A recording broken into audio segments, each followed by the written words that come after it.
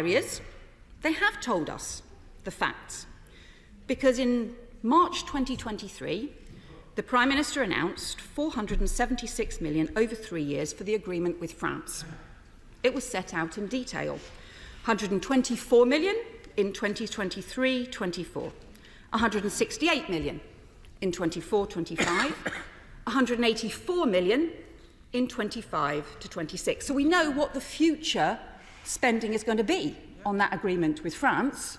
So why not tell us the future spending that's been agreed with Rwanda?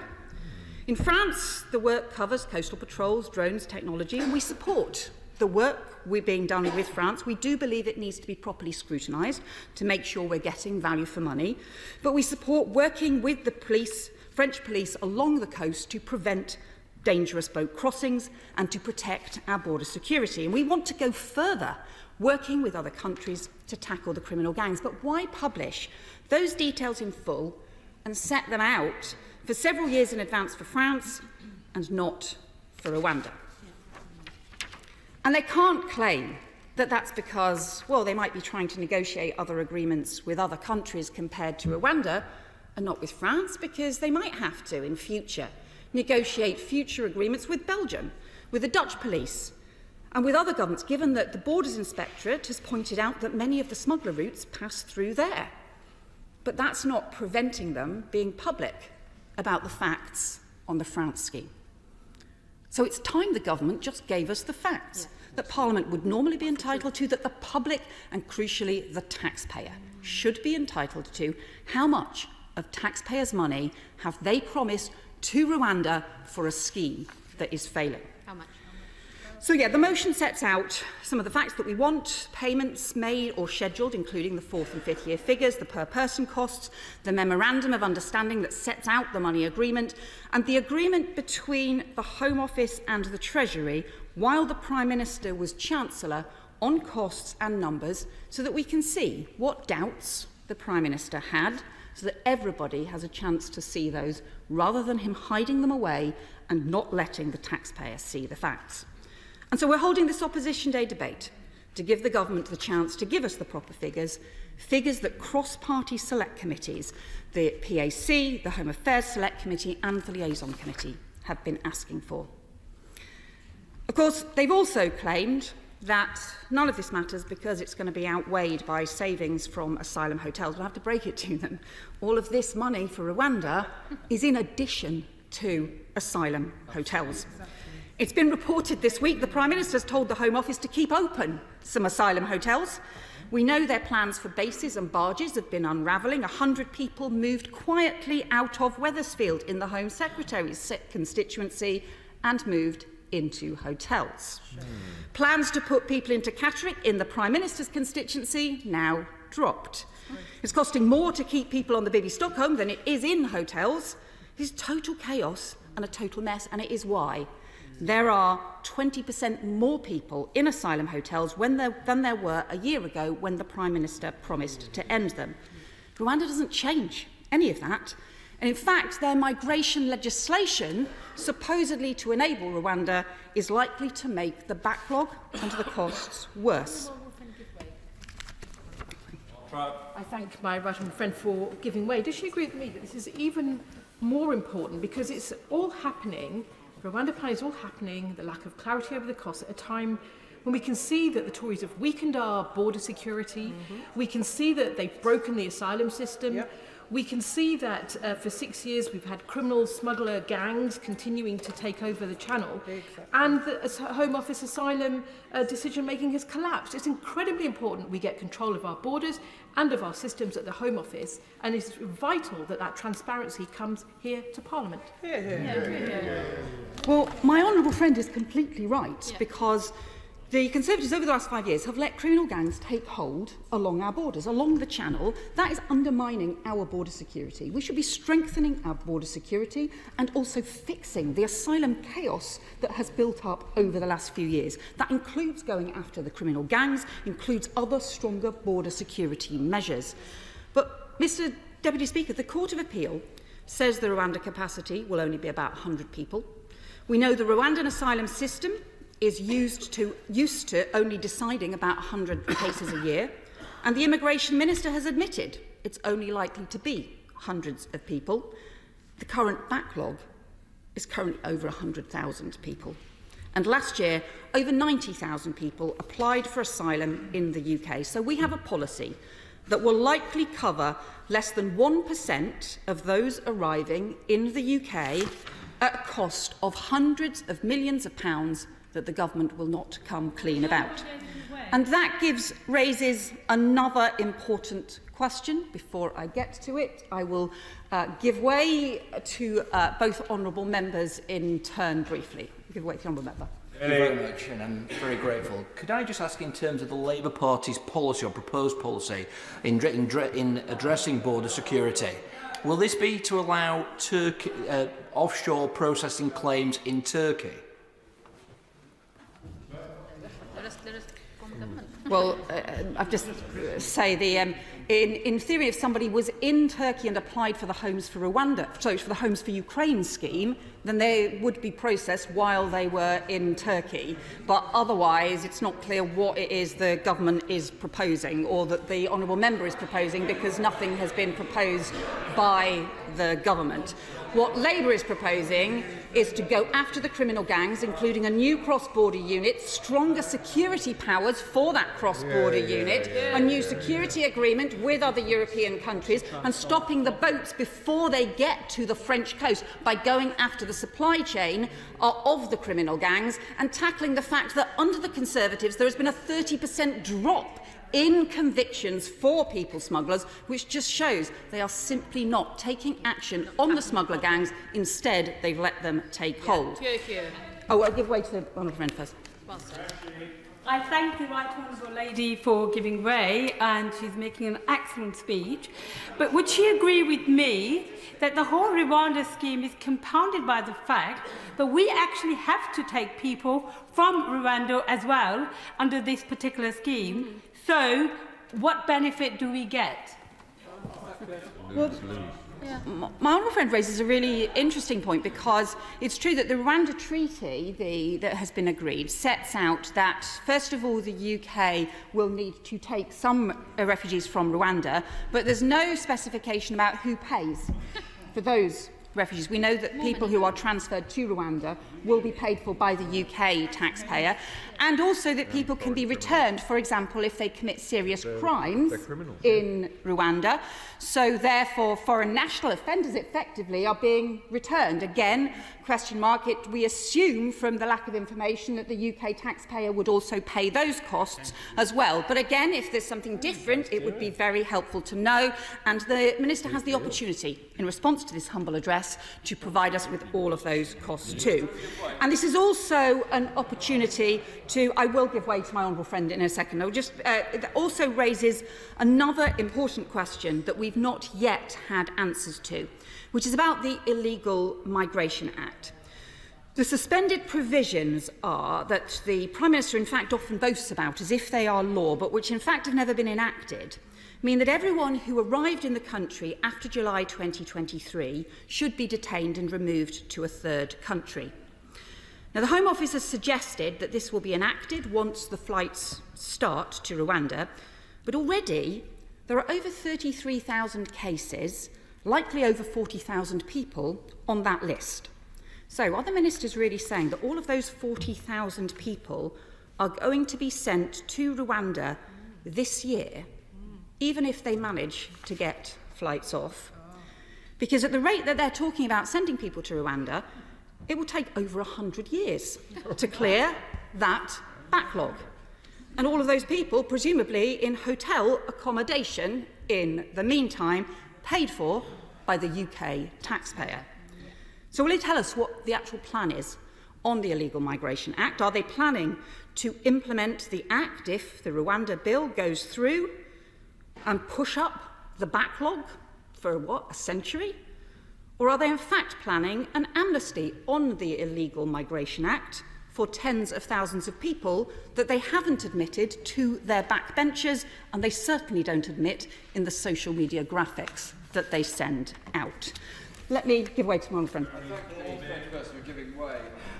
Does she agree with me that instead of spending this vast amount of money on a failed scheme to Rwanda, Britain and the other European governments ought to be thinking about the numbers of people, many from Afghanistan, who are living in a marginal existence, in desperate poverty and freezing to death on the streets of Calais and other cities around Europe. They are the victims of human rights and war all around the world. Shouldn't we be thinking about them and helping them rather than pouring money into the Rwandan government, which has achieved absolutely nothing?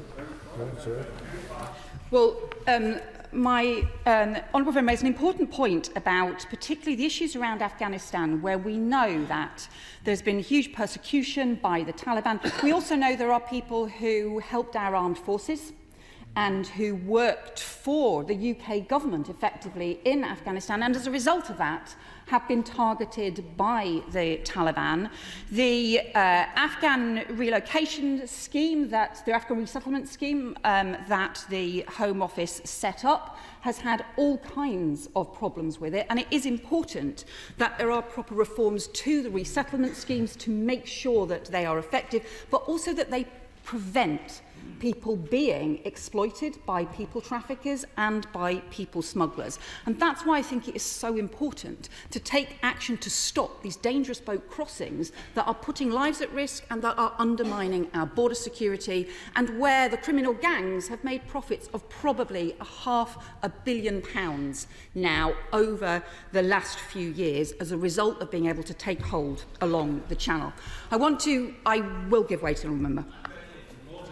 She mentioned 34,000 cases so far since the legal migration bill.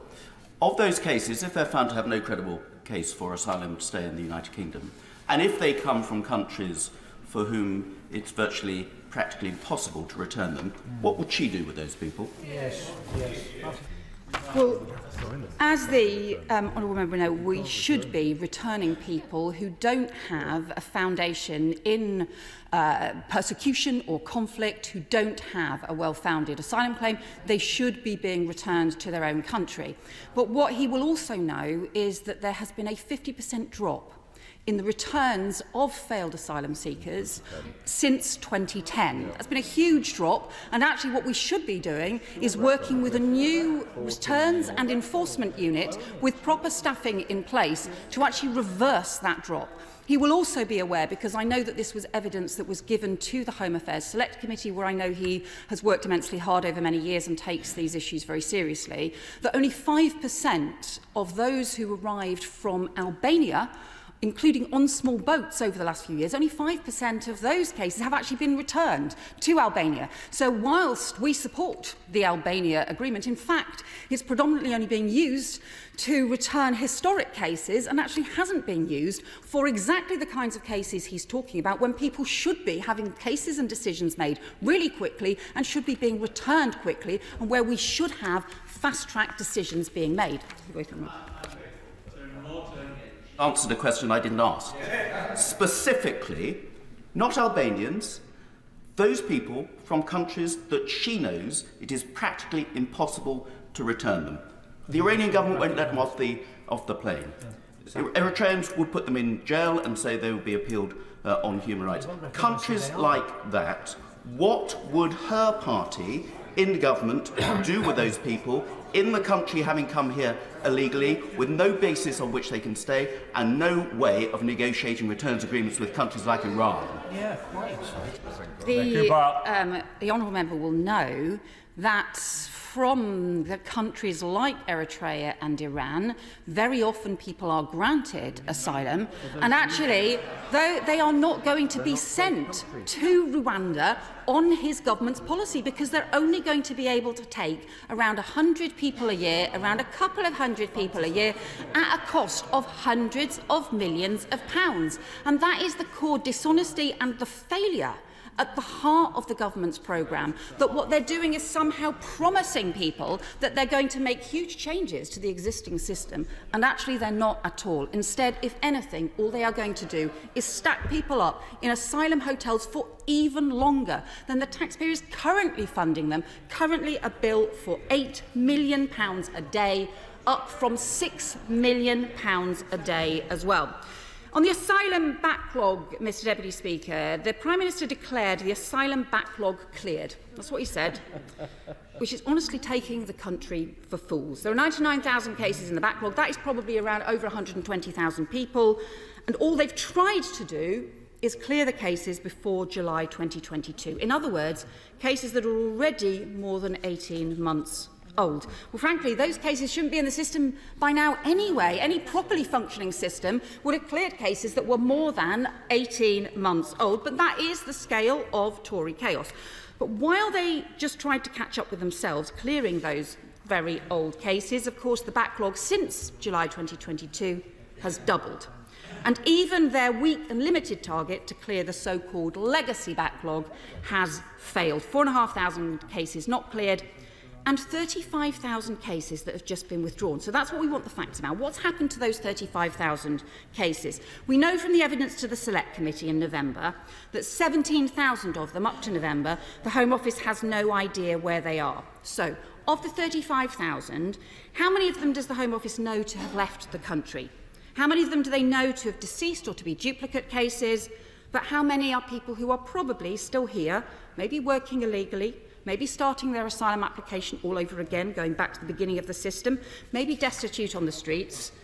Whatever has happened to them, still here, and the Home Office not having a clue. So can he give us that breakdown of the 35,000? Because otherwise, and whether there's enforcement action taken, if those cases are people who shouldn't be here, because otherwise all this looks like is more smoke and mirrors from a dodgy salesman PM. We do support some of the government's measures around France, and we support the agreement with Albania. We want to see more proper international cooperation like that, and we should be going on steroids to tackle the criminal gangs. I will just give way one more time because I need to finish to let other people speak. Thank you, Mr Deputy Speaker. I thank my right honourable friend for giving way. She will recall that at the end of the last Labour government, there were returns at the rate of 1 every 8 minutes. Doesn't that really demonstrate that where there's a will to deal with this, we can tackle those who shouldn't be in the country and welcome those who should? Well, my honourable friend is right, and that's why we, Labour will set up a new returns unit, 1,000-strong staff to do returns and enforcement, to actually get returns agreements in place, to go through individual cases and to reverse this 50% drop in the returns that has taken place since 2010. Because as part of our 5-point plan to strengthen border security, fix the Tories asylum chaos, instead of the Rwanda scheme, using that money to fund proper action to go after the criminal gangs, new cross-border police, stronger powers similar to counter-terror powers, new security agreements with Europol and other countries, stopping the boats reaching the French coast in the first place, properly clearing the backlog, ending hotel use, a major returns and enforcement unit, alongside reform to resettlement routes, so the UK continues to do our bit to help those fleeing conflict and persecution, but so we prevent people being exploited by criminal gangs, and proper international cooperation and plans to deal with the problems at source, providing support for refugees in the region, something that this government has repeatedly cut back. We believe in strong border security and a properly controlled and managed asylum system, so the UK does its bit to help those fleeing persecution and conflict, as we've always done, but those with no right to be here are swiftly returned. Under the Tories, we have none of those things. We just have chaos. We just have a con. 5 broken promises from a failing Prime Minister. To clear the backlog, it's still 100,000. To stop the boats last year, it was the 2nd highest on record. To end hotel use, instead it went up, not down. To return everyone when returns are down 50%. To pass a new law, which, to be fair, he did pass a new law, he just didn't implement it. And that is the problem with this Prime Minister. Shiny graphics, but shoddy gimmicks. Wide-eyed promises, but never delivering. They all know it. They all know it. That's why all of them should be calling for the same facts as us, because it will expose what is really going on in this government, the con on everyone. So stop letting their own front bench play smoke and mirrors. They should be asking for those figures. The House should be getting those figures. Those are the figures we need. That is what the humble address should deliver. I move it to put it to the House. Question is, as on the order paper, Minister Tom Percival. Well, thank you, Mr Deputy Speaker. And the opposition benches may not believe this, but I have to say that I'm very grateful to them for giving us this opportunity this afternoon to debate this important issue, one that undoubtedly matters to people across this country, and let's set the record straight. And I'm grateful because it does provide me with the opportunity to highlight the fact that this government has a plan, a credible plan, to tackle illegal migration. And some things never change. When I moved on to the DWP in October 2022, the party opposite had no credible plan. I returned 14 months later, and guess what? There's still no credible plan. Some things never change. And it's same old Labour, ignoring the British people's priorities, wanting to try and glide to power under the radar without saying anything credible about these issues. In contrast, we have a credible plan and we are working through it. It is delivering results. And one aspect, one plank of that plan, should not be seen in isolation. It needs to be seen in a joined-up way. Small boats' arrivals to the UK were down by a third last year. And they may not want to hear that, but that reflects the fact that the plan and the earlier steps that were taken are working. This bucked the trend that was seen across Europe, where illegal migration had risen. And our European partners are following our lead, with Italy, Germany, Austria and others all exploring models similar to ours.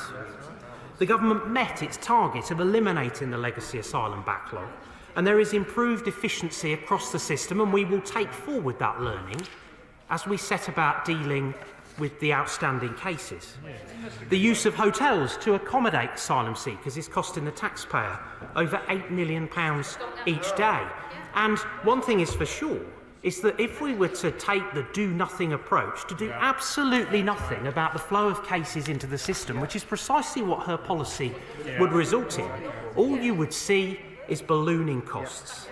That's unfair, that's unsustainable, and that's why we've taken concrete steps to return hotels to their rightful uses, with 50 due to be handed back to the community this month. And I'll gladly give way to the Honourable Lady. I thank the Minister for giving way on that point in terms of hotels, and I hope that the Minister has had an opportunity to visit some of these hotels.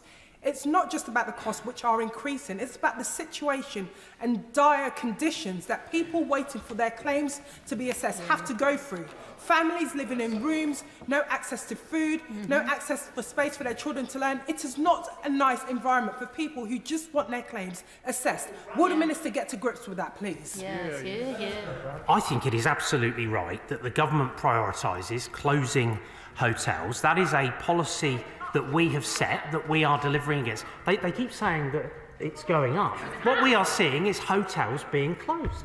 That is happening week on week, and we will continue to sustain that process. I'll gladly give way to the Shadow Home Secretary. Perhaps you'll have a credible policy to put to the House.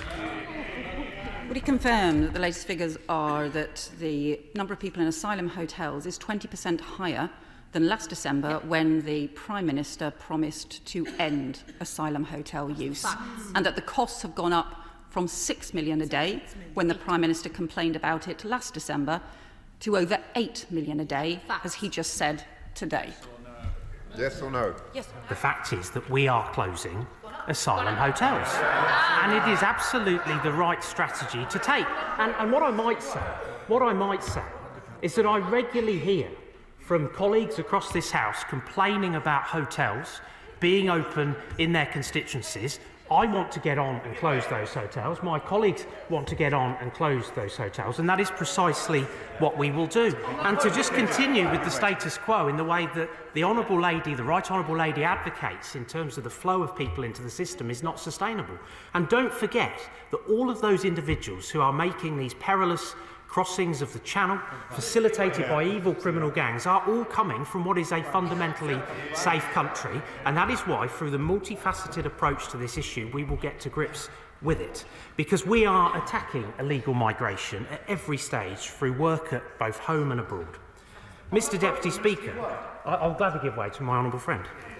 Thank you very much. The Minister may be aware that the Great Northern Hotel, which was once the flagship hotel for Peterborough, was asylum accommodation, but a Peterborough-based campaign means that that hotel has been stood down and now plans to be part, or could be part, of the £70 million regeneration package in the Station Quarter. But is he surprised to learn that Labour councillors in Peterborough oppose that and want the Great Northern Hotel to remain a migrant hostel asylum accommodation? Disgraceful. I mean, I have to say to my honourable friend that there are very few things that surprise me about the Labour Party, and often the things that they say and do not always match the rhetoric of the front bench. And their policies around this, or lack of, speak for themselves in this regard. The fact is that my honourable friend was an ardent advocate for getting that hotel closed. I'm grateful for the representations that he has made, and as a government we will continue with the mission that we are on, which is to get this issue under control, to close these hotels and to make sure that our borders and migration system is sustainable for the future. And Mr Deputy Speaker, I'll gladly give way to my honourable friend. Thank you very much, and I thank the Minister for giving way. This is called a plan, but actually it's a strategy. The strategy is this: to dissuade, to deter people from getting in boats and crossing the channel at huge risk. Yes. So Rwanda, it may cost, but actually the implications are far bigger than just sending people to Rwanda. I think the key point that my right honourable friend has made is that he recognises that this is one part of the overarching strategy that we are taking forward to address this issue. Let's not forget that if we had taken the advice of the benches opposite, who, by the way, have voted against so many of the measures that we put in place to try and address this, what we would not have seen is crossings down by a third. What we would not have seen is the Albanian arrivals dropping by 90%. What we would not have seen is hotels being closed. It's fortunate that we didn't take their advice, but I dread to think what the situation would be had we done so. I'll gladly give way to him. Honourable gentleman, but he says he has a plan.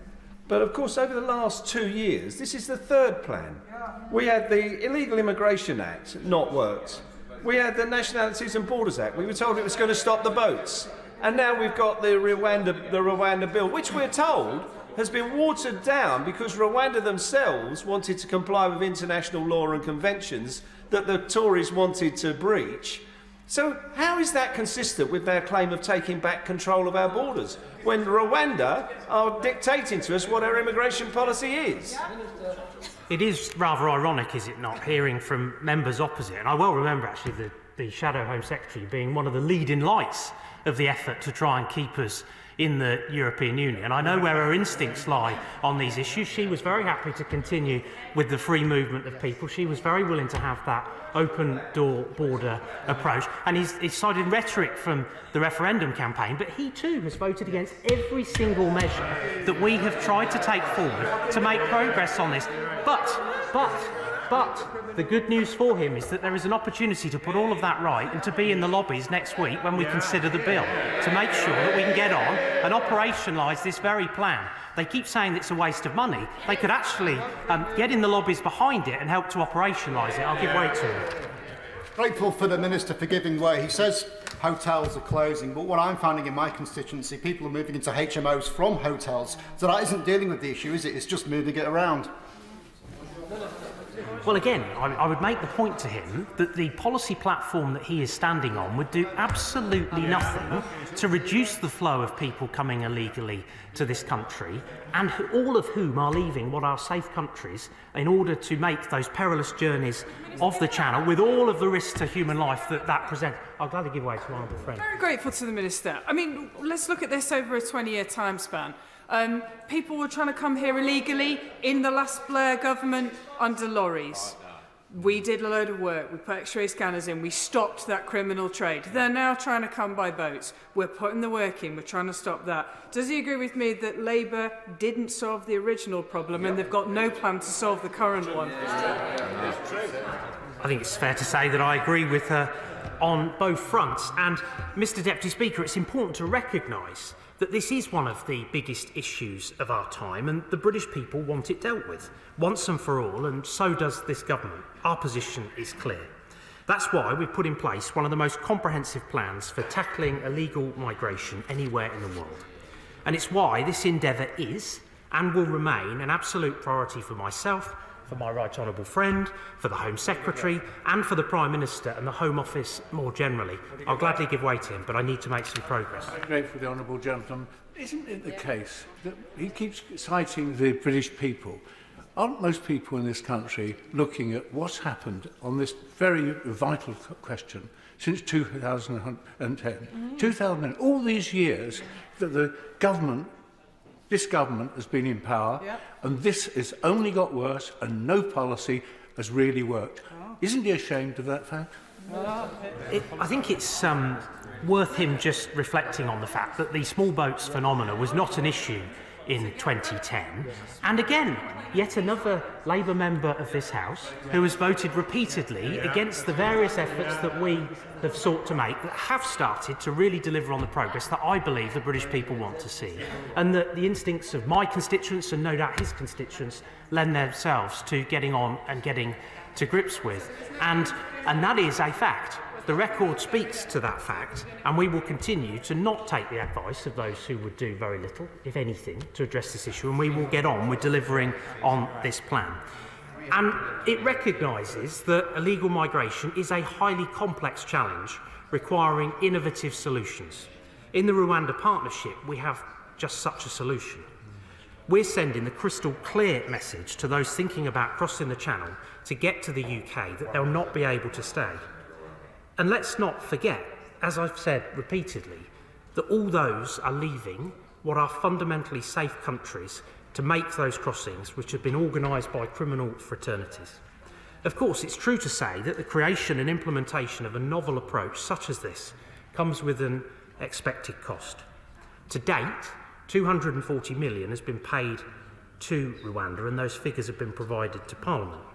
The funding arrangement is seeing the economy of Rwanda boosted, which will benefit both host communities and those relocated there, going to areas such as agriculture, jobs and infrastructure.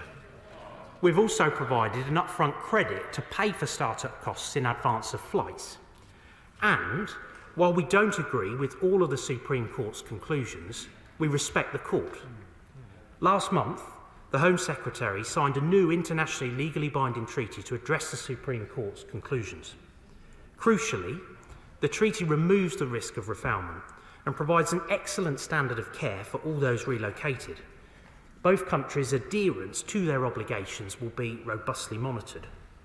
The High Court and the Court of Appeal already confirmed the principle of the partnership to remove those with no right to be here to a safe third country, and that is lawful and compliant with the Refugee Convention. I'll gladly give way to the chairman of the committee. I thank the Minister for finally giving way to me. He's skipped over the costs, though, of the Rwanda scheme. Yes, we know about the 240 million and the 50 million next year, only, as my right honourable friend said, because it emerged from the Rwandan government. Well, that's being investigated. But can he not just share with the House what the total cost of this scheme is? There is no reason not to. It is a flagship scheme of the government. He's proud of it, very clearly from what he said, so why can't he share us the total cost committed in the treaty? It's slightly uncharacteristic of the Honourable Lady to be slightly mean-spirited there. I think it's fair to say that we are having a good debate. The front bench on both sides have taken many interventions, and we have, as government, provided those costings to Parliament, and we will continue to report in the annual report and accounts in the way that is perfectly normal, is perfectly reasonable, perfectly respectable about costs moving forward. The courts acknowledge that Rwanda entered the partnership. I'll give way to the Shadow Home Secretary one last time because I have been generous and I'm conscious there's a lot of members who'd like to speak. The Minister has been generous. Given that he has published the future costs of the agreement with France, why is he still refusing to publish years 4 and 5 of the Rwanda agreement? We know how much will be paid in 24, 25, 26 for France. Why not tell us the same figures for Rwanda, the taxpayers entitled to know? That information will be provided in the usual way through the annual report and accounts. And of course, she will recognise that within that there are elements such as the number and circumstances of the number of individuals who will be relocated as part of it. And we will publish those costs, and the transparency will come with that as part of the annual report and accounts, as you would expect. And we've obviously touched on, as part of the debate, the issues around commercial sensitivity and the fact that these are ongoing relationships with our partners. And the courts acknowledged that Rwanda entered the partnership in good faith. The mechanisms we've introduced through the treaty will provide cast-iron guarantees to ensure the welfare of all those relocated. And the Safety of Rwanda Bill, which is the toughest immigration legislation ever introduced to Parliament, will enable Parliament to confirm Rwanda as being safe. There'll be very limited specific circumstances under which someone can claim Rwanda is unsafe for them and their exceptional circumstances. If a foreign court chooses to interfere, we will do whatever it takes to get flights off the ground, and we'll debate all of that again next week. Mr. Deputy Speaker, Rwanda is a beacon of Africa, a country full of potential and promise which stands ready to welcome people into its communities. Rwanda cares deeply about providing humanitarian protection. I'd say it's incorrect and frankly offensive to reduce Rwanda's interest in this policy down to a financial incentive. And claims like that are often made by people who've never been and who choose particularly to ignore the brilliant work that Rwanda does with the UNHCR to provide sanctuary to many people in a spirit of partnership, and is something that I think should be celebrated and welcomed and not reduced. To be clear, the government of Rwanda did not ask for money to sign the treaty, nor did we offer any. That said, Mr. Deputy Speaker, doing nothing is not a free option. It's right that there's additional funding to reflect the costs in the future. The total cost of the partnership will depend on the number of people relocated, timing of when it occurs, and outcomes of individual cases. Rwanda has the capacity to deliver on this uncapped partnership, and we've been working with them to build their capacity over the last year. As I say, it already hosts 135,000 refugees and asylum seekers, working with the UNHCR and other partners. We must stop the boats and save lives. The moral imperative could not be clearer. Ensuring that those who arrive in the UK through unnecessary, illegal and dangerous means, not being able to stay here, should prove a deterrent to others who may try to do the same thing. We need to stop criminal gangs from profiting from this through decisive action. We know that deterrents work. We've seen that clearly demonstrated through the returns agreement with Albania. This strong deterrent has seen us return 5,000 Albanians in 2023 alone, and Albania arrivals fall by 90%. Mr. Deputy Speaker, we want every people smuggler to know that the UK is off limits, and we will not tolerate any further loss of life. Neither will we accept the strain that high levels of illegal migration place on our communities and our public services. To the criminal gangs profiting off of misery, we say to you, your despicable business model will no longer be viable. We remain firmly committed to getting flights off the ground to Rwanda as soon as possible.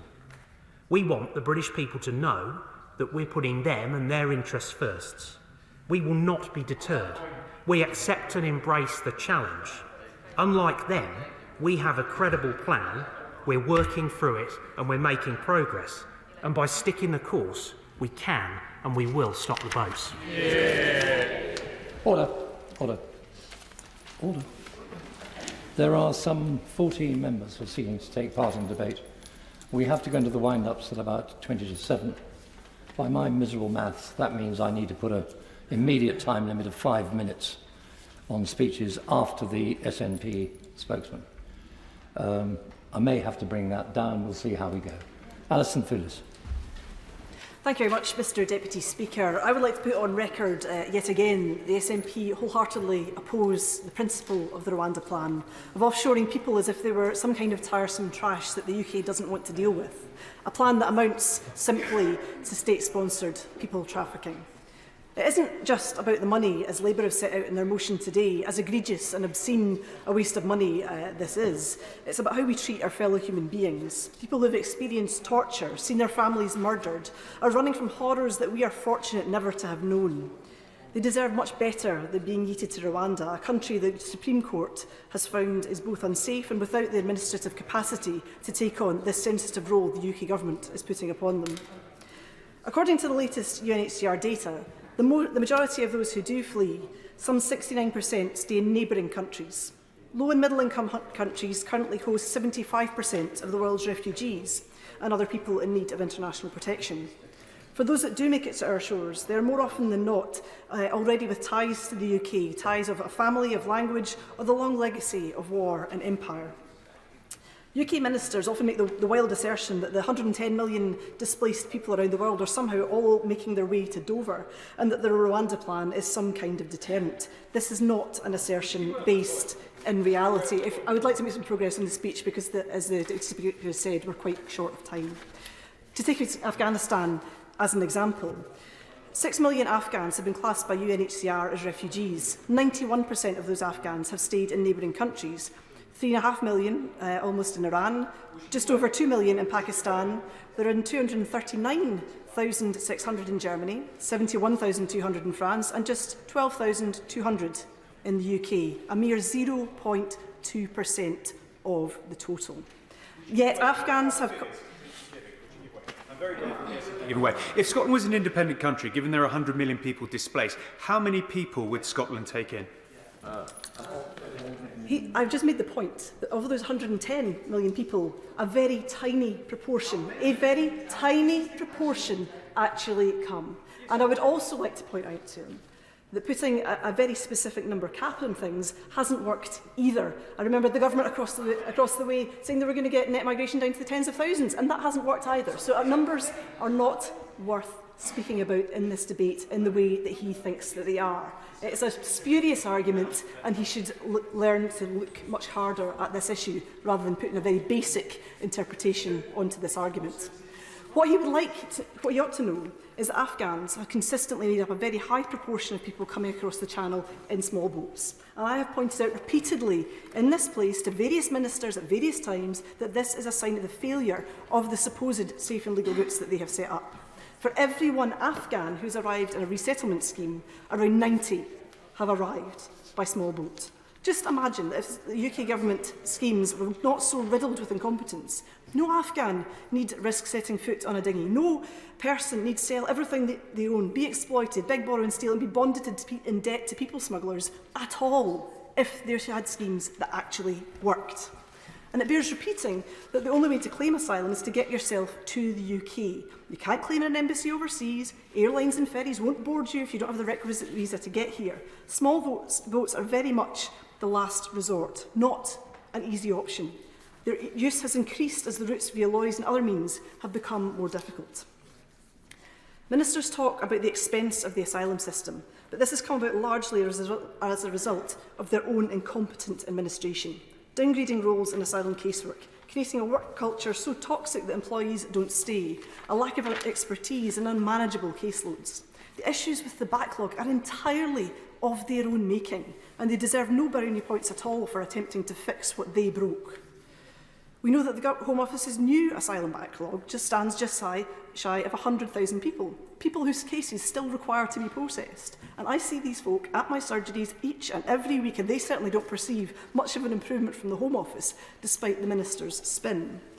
Ministers appear to have massaged the figures to make their legacy backlog reduce from 92,000 to just under 5,000, but a cynic might wonder why around a third of these backlog cases are not actually decisions made, but withdrawals. Free Movement have said the heavy use of withdrawals to reduce the number of pending applications does make it look as though the backlog clearance was an exercise in number management more than anything else.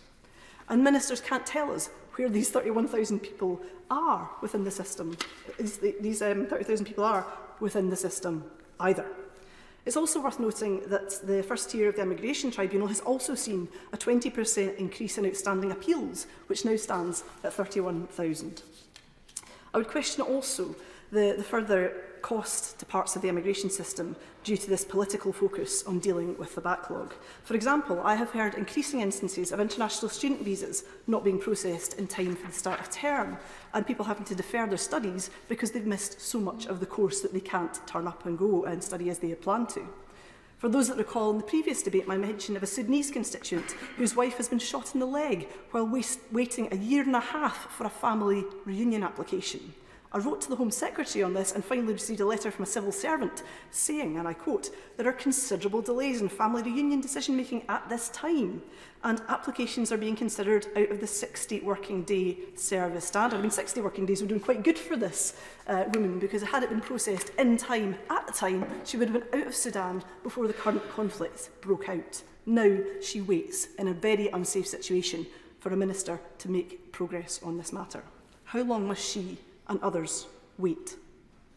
The former Immigration Minister even admitted on TV in last August that processing asylum claims quickly just encourages more people to come. And of course, he's never presented evidence to back up that assertion. If delays of several years are a feature, not a bug, then Home Office ministers are on shaky ground when they girn about the costs of keeping asylum seekers in hotels. They have set the system up to work in this way. And quite aside from the eye-watering £8 million a day, over £3 billion a year, it costs to accommodate asylum seekers in inadequate hotel accommodation, there is a human cost in keeping people in limbo. The asylum seekers that I listen to want to be able to work, to contribute, to rebuild their lives. They are skilled, they are talented people with a lot to give to their communities. They are grateful for the opportunity. But the longer they are kept out of the labour market, prevented from working, they lose their skills, their confidence, and their mental health deteriorates. And I have seen far, far too many people at my advice surgeries who cannot understand a system that treats them with such disdain. A recent Scottish Government analysis paper draws an analysis from NISA which suggests that granting the right to work to people seeking asylum in Scotland would add £30 million per year on average to the Scottish economy if granted immediately on arrival, or £16 million per year if granted after a 6-month waiting period. Tax revenues increase, support costs reduce. Only a government so wedded to a toxic ideology would refuse to accept such a logical position. Stranger still, Mr Deputy Speaker, that this persists because we know in this place that all policies come through the Treasury. The Prime Minister himself apparently voiced concerns regarding the cost of the Rwanda policy during his time as Chancellor, as it was reported that he wished to pursue smaller volumes initially, 500 instead of 1,500 in the first year of the scheme, 3,000 instead of 5,000 in years 2 and 3. The paper seen by the BBC also suggested that he was reluctant to fund so-called Greek-style reception centres, sites where migrants could be housed rather than being put up in hotels. The documents say the Chancellor is refusing to fund any non-detained accommodation, e.g. Greek-style reception centres, because hotels are cheaper. We can see this quite clearly from the example of the Bibby Stockholm, which over £22 million is more expensive per night than putting people in hotels. Neither the Minister for Legal Migration and Delivery nor the Director-General for Migration and Borders at the Home Office could vouch for the value for money of this vessel or provide comparative figures when they came to the Home Affairs Select Committee in December. And the private companies who provide this accommodation, Mears, Serco, Clear Springs, CTM and the rest, are raking it in. Misery is lucrative.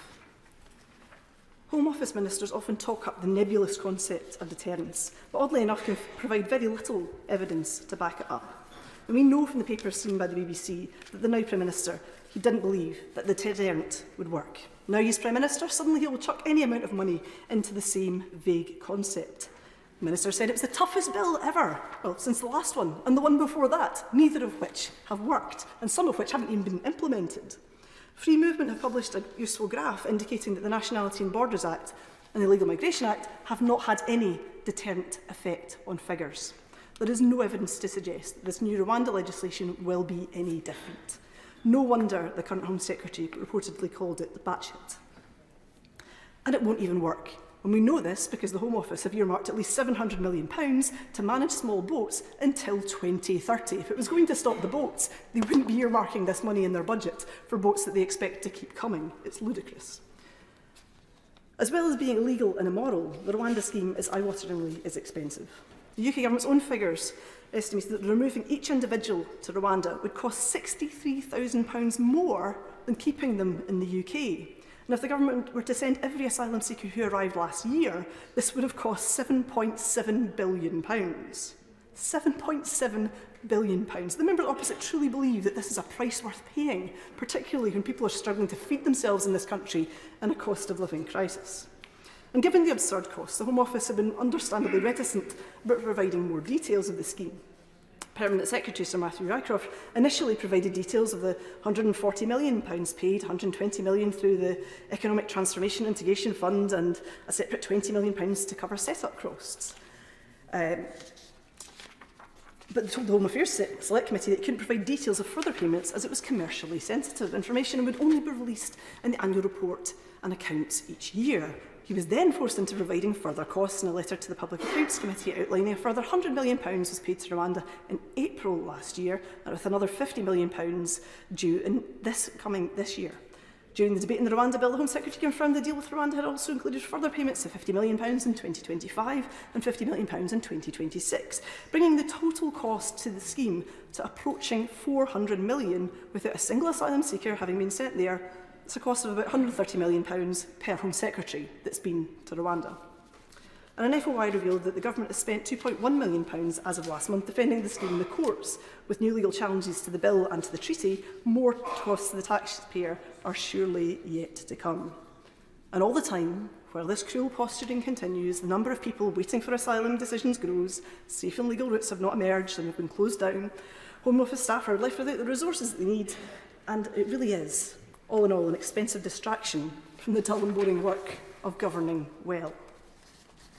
As it is Labour's debate, I want to focus just briefly on their plans. And as the Honourable Member for Arfon highlighted earlier on in his question, the Shadow Home Secretary didn't rule out offshoring people in there should they begin government. So I want to ask the Labour Party, is it the cost or the principle of offshoring that they object to? I was particularly interested in the papers released by the National Archives over Christmas and the paper presented by Jonathan Powell to the Blair government entitled Asylum, the Nuclear Option, which suggested interning people in Mull or the Falkland Islands and deporting people to Turkey and Kenya. When officials from the Home Office warned that the measures would fall foul of the UK's international obligations to refugees, the Prime Minister's handwritten note read, "Just return them, this is precisely the point. We must not allow the ECHR to stop us dealing with it." 20 years on, how chillingly reminiscent of the current Conservative government. And back in 2003-04, Labour were also trying to find a way of offshoring people to Tanzania, and it had been reported that they have been recently consulting with the architects of that Tanzania plan. So if Labour still plans to offshore people, how many? On what terms? At what cost? How can it possibly be cost effective to send people halfway around the world only to bring them back if their case is successful? And when Full Fact asked Lord Blunkett about these historic plans, he said he'd looked at a system for processing appeals for failed asylum seekers in other safe countries, but had rejected it as impractical. So are Labour for or against offshoring, on principle or on cost? Will they categorically rule this out? Or are they prepared to sell out the world's most vulnerable just to get them over the threshold to number 10? It doesn't need to be this way. Everything that has happened has been a political choice. This is about our duties and obligations in the world, about the ECHR, which protects all of our rights, and about the Refugee Convention, which treats others as we would expect to be treated if a catastrophe happened on our own doorstep. Scotland wants none of these cruel, inhumane plans. The Scottish Government have published papers setting out our direction of travel on this, and I commend them to all who are listening. The Scotland that we seek would take her duties to the world seriously. The spirit of Kenmure Street tells us that these are our neighbours, our friends, and we must do our part to see that they are safe. Mr. Speaker, it is unfortunate that backbenchers will have under a third of this already truncated debate on what's a very important subject. But can I start by praising the opposition for starting the new year as consistently as they ended the last one, consistently undermining and attacking the government's policies to tackle illegal migration and questioning the cost and cost-effectiveness of such measures, whilst consistently voting against those measures to tackle illegal migration no fewer than 86 times, consistently failing to come up with any serious practical alternative measures to clamp down on illegal migration themselves, and when they do produce flimsy and thought-through measures, as they did before Christmas, they're completely opaque about the cost or any aspect of any effectiveness at all. Today, Mr. Deputy Speaker, they have excelled themselves, and again using an Opposition Day debate, light on substance, light on comprehensiveness, completely light on viable alternatives, and light on throwing any light on anything they would do at all. Time and time again, they've been challenged to come up with their own plans and have failed. Now, as you know, Mr. Deputy Speaker, I've been pretty consistent myself, both on and off the Home Affairs Select Committee, in challenging ministers and officials on the workings and often shortcomings of migration policies for more clarity and more evidence, including on the withdrawals figures where we challenged the Permanent Secretary just before Christmas, which is the only part of this motion I actually agree with. There's clearly they got the idea from the Home Affairs Select Committee and then just cut and pasted it here today. Yes. Having visited with the Home Affairs Select Committee Tirana, Paris, Brussels, Calais, Belgian beaches, asylum seeker accommodation, detention centres, border force operations and so on, I know that illegal migration is a complex and challenging issue, which the PM quite rightly has identified as a priority for the British people. But the Rwanda scheme is not just one element of that bigger solution. No one is claiming it's ideal, and as the Supreme Court has judged, it has flaws in its design to overcome, which the government is now addressing. But essentially, it is there to deal with one major problem, an unfairness which undermines the generosity of the British public in rightly providing and funding a safe haven for asylum seekers genuinely fleeing conflict, persecution and danger. And until you can answer that question, then you really lack credibility in tackling the government's attempts to do so. And that question is, as I raised earlier with the Shadow Home Secretary, to which she didn't have an answer, what do you do with migrants from certain countries who have entered the UK illegally, who do not have credible claims remaining in the UK, yet it's virtually impossible to return those people to their country of origin? I'll give way. And on that point, he will know, and I know from my own experience with foreign national offenders, how difficult it is for countries of origin to accept them back. Very often they just won't acknowledge their existence because, of course, it's not going to be in their interest to take back people who they might think are a detriment to them. And he mentioned Eritrea, Vietnam, there's a lot of other countries. This is difficult stuff, and he's right to press the loyal opposition to come up with something more than the sound bites that we've heard. Well, I completely agree with my right honourable friend, because effectively, once those people make it into British territorial waters, they're effectively guaranteed to be living in the UK at the UK taxpayers' expense for the foreseeable future. And that's why the Rwanda scheme aims to address. It's a deterrent to stop people making that dangerous journey in the first place. And it will become a lottery whether they end up in a hotel in Kent or on a plane to Rwanda. And I've said time and time again, when the Home Affairs Select Committee went to Calais in January, we were told by all the officials dealing with the schemes over there that when the government announced the Rwanda scheme initially, there was a surge in people at Calais seeking to regularise their migration status in France because they did not want to risk being put on that plane to Uganda. So we know it has a deterrent effect. I will one last time. Member of the Home Affairs Select Committee, would he agree that those same officials said it was crucial that the United Kingdom government have a strong deterrent policy as part of the other policies to protect our borders? Right, and other countries have shown an interest in it, as did the officials when we spoke to them in France. And other countries want a part of the action that Rwanda may be getting. Once this scheme actually starts, it can unlock a whole host of opportunities. And I hope that ultimately we can have a series of European countries, particularly in North Europe, working together on a multifaceted networked Rwanda-type scheme. So people smugglers thrive on any attempts to suggest that schemes like this will actually not take off. So the opposition is doing a disservice and actually only playing into the hands of the people smugglers by trying to undermine the Rwanda scheme without coming up with any alternative that would seriously damage the trade of the people smugglers in the first place. So it's right that we should give the Rwanda scheme space to get off the ground, literally, and it's also right we should scrutinise the effectiveness of the scheme. But it needs to be put in the context of the alternatives. What's the cost of accommodating asylum seekers who've entered the UK illegally in hotels or other rented accommodation awaiting their decisions? On the basis of £6 million a day or £8 million a day for hotels alone, every additional £100 million on the Rwanda scheme, estimated to be spent, would accommodate hotels for just 17 days. Let's put it in that context. It's also, what's the cost of multi-agency control and operations centres, border force and others patrolling the English Channel and picking up the boats? Where is the reference in this motion to more transparency on how the 480 million subsidy we're now giving to the French police force is being spent, despite the fact that the record subsidy, the interception rates by the French authorities actually fell last year, and there's evidence that some of our money is being used in operations on the Franco-Italian border rather than on the Channel as well. Those are the comparisons that need to be made. Now, Labour came up earlier last year, the Right Honourable Lady there, with the 5-point plan. last March. It turned out that most of those 5 points were already being undertaken by the government anyway. So before Christmas, there was this story that Labour is considering detailed plans for a so-called offshoring scheme.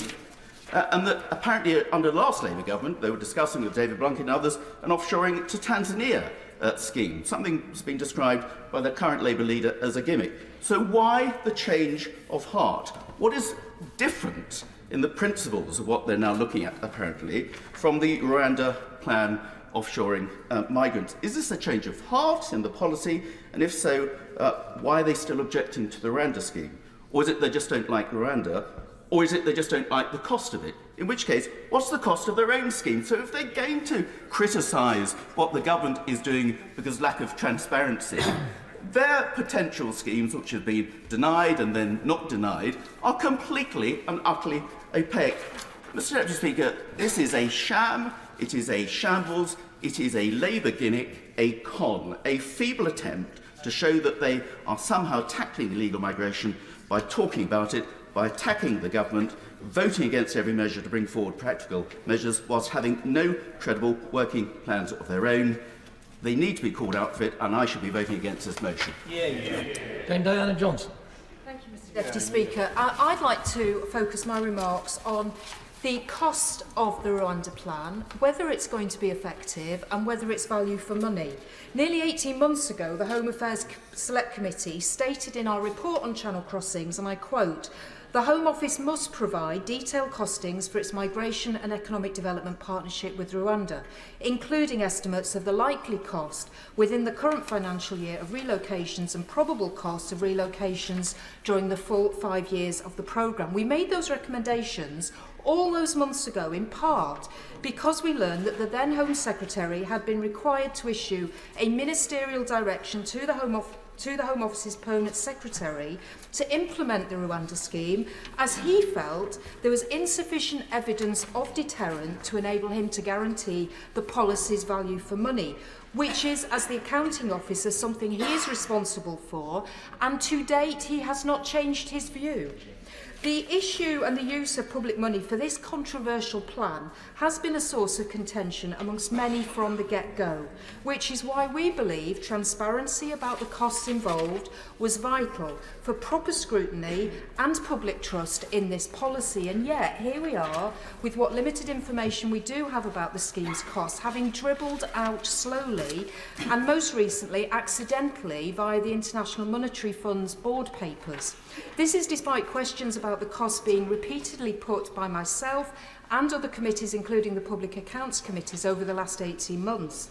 And the most recent substantive update on costs came in a late-night letter from the Permanent Secretary to myself and the Chair of the Public Accounts Committee, following that inadvertent disclosure via IMF papers. And we learned that following the £140 million paid to Rwanda in 22-23, there had been an additional £100 million in April 23, and a further £50 million would be paid in 24-25.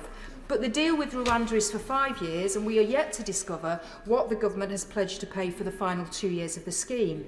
Now, the justification, and I've heard it again today, is about commercial sensitivity. And yet, apparently, it is not so commercially sensitive that the cost can't be disclosed retrospectively via the annual accounts. Clearly, there's something there that doesn't add up, and I know the Chair of the Public Accounts Committee shares my view on this, that in other instances, it's been possible to have regular updates on the spending on proposals and policies like this. Now, question marks don't just hang around over the fixed costs of the scheme, they also hang over the per-person costs of sending asylum seekers to Rwanda. We know the government has pledged to pay Rwanda a certain amount for each asylum seeker sent there to have their claim processed, but here again, we don't know how much, although it's of interest that the Home Office estimate in the economic impact assessment of the Illegal Migration Act put the cost of relocating a single individual seeking asylum to a third country at £169,000, which represents, we are told, an additional cost incurred relative to processing an individual through the current migration system. We understand the cost of processing asylum claims here in the UK through the current migration system is around £12,000. So as the Home Affairs Committee pointed out almost 18 months ago, migration Migration, including irregular migration across the English Channel, is an issue on which no magical solution is possible, and on which detailed, evidence-based, properly costed and fully tested policy initiatives are far more likely to achieve sustainable incremental change. I'm going to carry on. Now, with the singular yet untested Rwanda scheme swallowing up so much government time and resource, it is vital that the Home Secretary is upfront about the costs involved. This is about public money being paid by the UK to Rwanda on an issue of great concern to the British people. It's not private funds being exchanged between two companies. And as the Institute for Government point out, good scrutiny really can contribute to good government. Transparency is key to unlocking good public policy. It's therefore absolutely right that Parliament asks and gets detailed responses to questions concerning the cost of the government's Rwanda plan and administration of the asylum system. This is about Parliament being able to do its fundamental job of scrutiny, holding the executive to account. I haven't got time to ask all the other questions I'd like to raise, which relate to the treaty that's been signed, the new appeal system, the right to legal advice for all asylum seekers sent to Rwanda. Will there be additional monies being paid by the British government for all of those? But I hope the Minister will come clean in his winding up as to the exact figures that this scheme is costing. Order.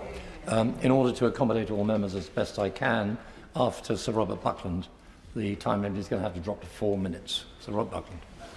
Mr Deputy Speaker, it's a pleasure to follow the Honourable Lady, the Chair of the Home Affairs Select Committee, and I must say that I think in her speech she actually addresses the motion that's tabled in the name of her front bench and actually comes to the meat of the issues in a very succinct way. And I think the arguments that she has put before the House are ones that are legitimate, they are ones that merit close scrutiny by both her committee and indeed the Public Accounts Committee, and were indeed the subject of a letter that I know that she jointly sent with the chair of that committee on the 8th of December. And I'm putting my Select Committee chair hat on.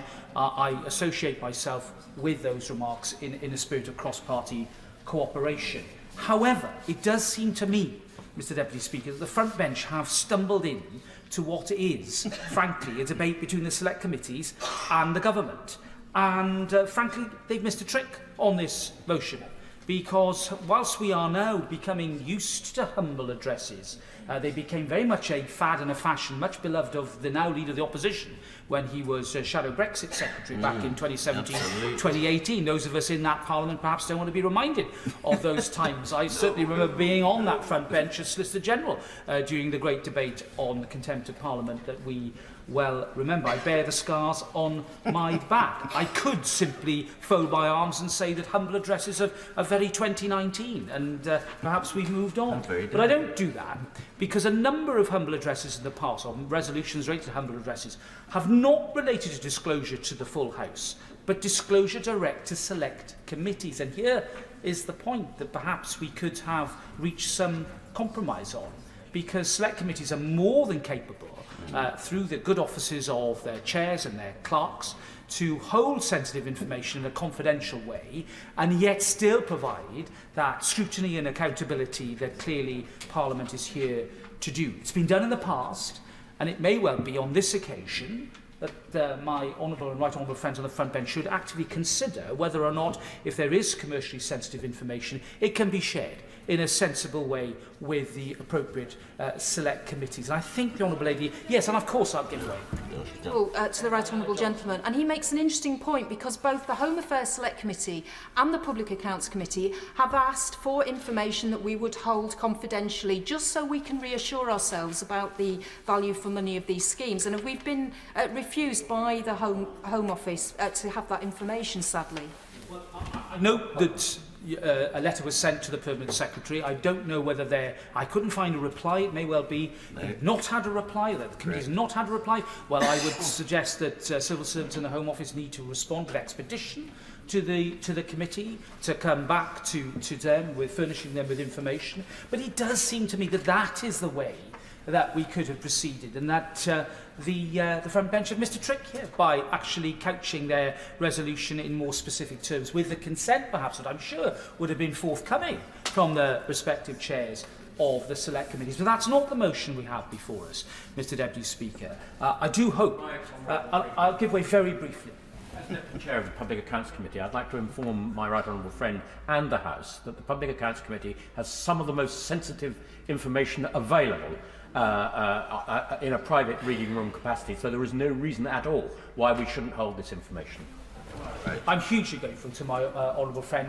He is a parliamentarian of great experience, and he is absolutely right to make that point. And I would urge that consideration of that course upon my honourable friend in the dispatch box to consider whether that could be a way forward. Now, when you have a policy, you put and perhaps outline it in the form of an opposition day motion, Mr Deputy Speaker. When you don't have much of a policy, you rely upon process arguments and humble address requests.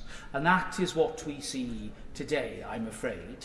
My honourable friend, the member for Shoreham, East Worthing and Shoreham, put it extremely powerfully in his remarks a moment ago, that the Labour front bench is a party still in search of a coherent and cogent approach to this most serious of issues. It's all very well coming up with ideas that are already being used and deployed by the government. It's all very well saying, you know, we'll do it the same but a bit better. That isn't up to the level of the events that face us. It's a challenge not just for the United Kingdom, but the entire Western world, as climate change and conflict mean that we see mass migration of peoples out of harm's way, or indeed for economic reasons. These are the challenges that face governments of all stripes and colours. And I'm glad to say that it is this government that, through its arrangements and its agreement with Albania, has achieved singular success in the last year in reducing those unacceptable numbers on small boats coming across the channel. It is this government that is painstakingly working its way through bilateral agreements with key countries to speed up the process of returns, to make sure that we can clear our prisons of foreign national offenders rather than having to hold them in immigration facilities after the expiration of their sentence, but is seeking, I think, in an honest and realistic way, to try and answer the question of what on earth do you do with individuals who have had their applications determined, who have failed in their applications, but who the country of origin refuses to even recognise exist. That is, I'm afraid, the big question, the $64,000 question. Perhaps I should adjust that for inflation, Mr Deputy Speaker. That needs to be addressed and faced up to. And I know my honourable friend is grappling with that problem as his predecessors have done. There is nothing wrong in law or in principle with seeking to work with third countries to process asylum claims. I'm going to reserve my remarks for next week's two-day debate on the floor of the House. I will ask this question, that it is interesting that the Rwanda scheme is different from other schemes such as the Australian scheme, in that we are not using UK law to determine these applications. We are in fact outsourcing the whole thing to Rwanda, and that sometimes isn't fully understood. And I have to say that I think has been a bit of a glass jaw that was quite broken by the Supreme Court in its judgment last in November. But having said that, we are in a position now where I think that we have a government that is seeking maturely to try and deal with the position, and an opposition that is saying that even if Rwanda works, they won't do it.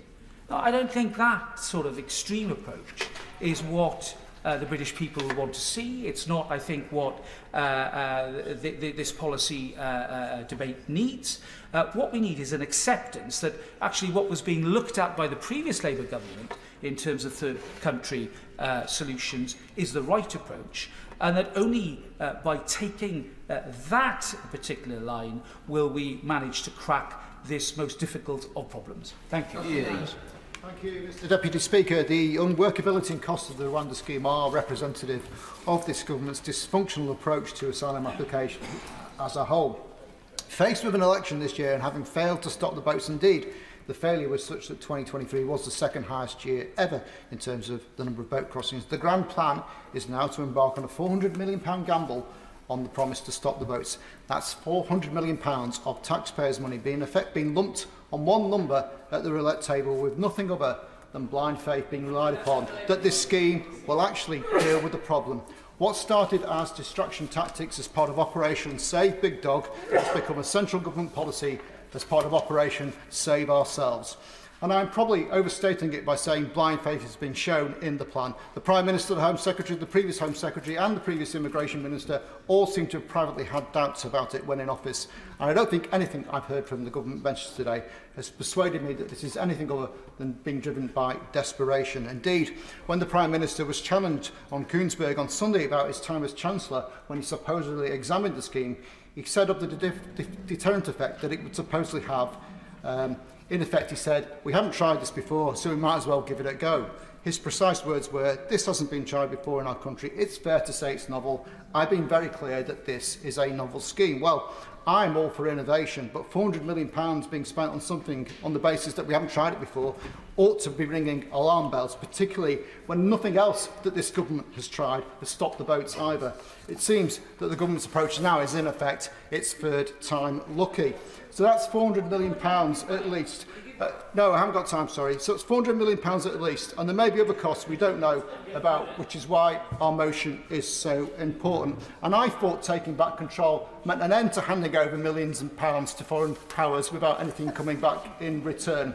The government's own impact assessment says it is uncertain what level of deterrence it will have, and given deterrence is the whole point of the bill, there really couldn't be a clearer case of the headline first approach that this government takes from so many things, which is why from housing to health to education to the economy, we are in such a mess. The most optimistic scenario is that about 1% of those across the Channel can expect to be sent to Rwanda. That's if all the numerous hurdles we've talked about are overcome. Is there really anyone who's going to say, oh, that 1% risk is not something I'm going to take a chance on? Of course not. It's just a giant smokescreen to cover up the government's many failings. And those who work day to day in housing asylum seekers don't appear to have much confidence in the likelihood of there being any deterrent effect either. You can go online and see that Serco, responsible for housing asylum seekers in private housing, are still advertising to landlords that they can guarantee rents for up to 5 years for doing so. They would hardly be doing that if they thought Rwanda was going to be a success, or if they thought any other government policies in this area were likely to have any effect. So in conclusion, Mr Deputy Speaker, there is nothing I've seen from the Rwanda agreement that will deliver on the claims that are being made about it. Never before has so much been given by so many for so little in return. And when we have record taxation levels, public services on their knees and record government debt, it is right that we challenge and question whether all this expenditure does what it says on the tin. It does actually seem that the Prime Minister agrees with our approach. And I'll end with some words from his appearance on Koonsberg on Sunday again. When he was asked about the examination of the scheme, he said, "You should always ask probing questions. You should always approach things from a position of scepticism to ensure that you get value for money for taxpayers." And that exactly is what the Labour motion seeks to do. And the fact that the government are set to oppose it says to me everything that we need to know about why there is so little confidence that this scheme will deliver. Putting Rwanda rhetoric ahead of reality is a really poor way to run the country, and it is no wonder with such an approach that that government is running scared of the people's verdict. Sir Robert Sims. Thank you very much. When I first came into the House, I was on the immigration bill under Labour government, and the key difficulty was people coming on aircraft and ferries and in lorries, road haulers. Yes. And that was dealt with eventually, particularly in places like Dover, by putting in machinery to look at the heat for bodies, and that stopped that trade. But this is a very profitable trade. Yeah. And there are very inventive people, criminals. They look for how they can get around. Yeah. And they decided that rubber boats were one way of getting people in. And our maritime tradition and the treaties we've signed up to over hundreds of years mean it's very difficult to deal with people once they set off to sea. And the government have a plan, and they have a strategy to deal with this. And I think the opposition would have, more authority in this debate if A, they hadn't opposed the plan and the strategy, and if instead of having a policy themselves, they didn't shuffle the papers around and ask all the questions and bemoan all the cost, but not actually set out what they were going to do. And of course the humble address wants paperwork and more paperwork and more paperwork. Governments actually have internal debates and then they come to a fixed position. And the Treasury or the Education Department or the Home Office have a different view. And you expect ministers to argue privately and then come to a fixed position. But if you keep asking for papers to try and find out what the differences are, what you do is you drive these debates underground and onto WhatsApps or into private meetings, which I don't think means good government. And the fact that the current Prime Minister was arguing a slightly different point when he was in charge of the money proves he was doing a good job as Chancellor. He was sort of kicking the tyres and ensuring that actually things had been thought through. So I think we can see today the motion as a substitute for having a policy. It's just to say that we're rubbish and they will do things better, but they don't actually specify what they're going to do better. My view is that we do have a policy, and I think the $64,000 question was the member for East Worthing and Shoreham said, is that people who come into the UK who can't be returned to their own countries, and that is the ideal thing, it's to have country-to-country agreements, which proving they're working. I'm glad we've got more of them, and is a number of the part of the strand for dealing with the issue is that if you have an Iran or an Eritrea or a country where somebody might have a life-threatening problem if they're returned, we need somewhere else for them to go. And Rwanda have made it part of their agenda because it's financially to their benefit to do deals with countries like Britain to help deal with a problem. And I think everybody can be a winner if we actually get there in the end. And there's no point in people here in the debate saying that this isn't going to be a deterrent when it hasn't actually been tried. When every time we've tried to implement it, there have been a range of people, not least some of the courts. The government are legislating to deal with the concerns of our Supreme Court. We have a treaty which is based on international law.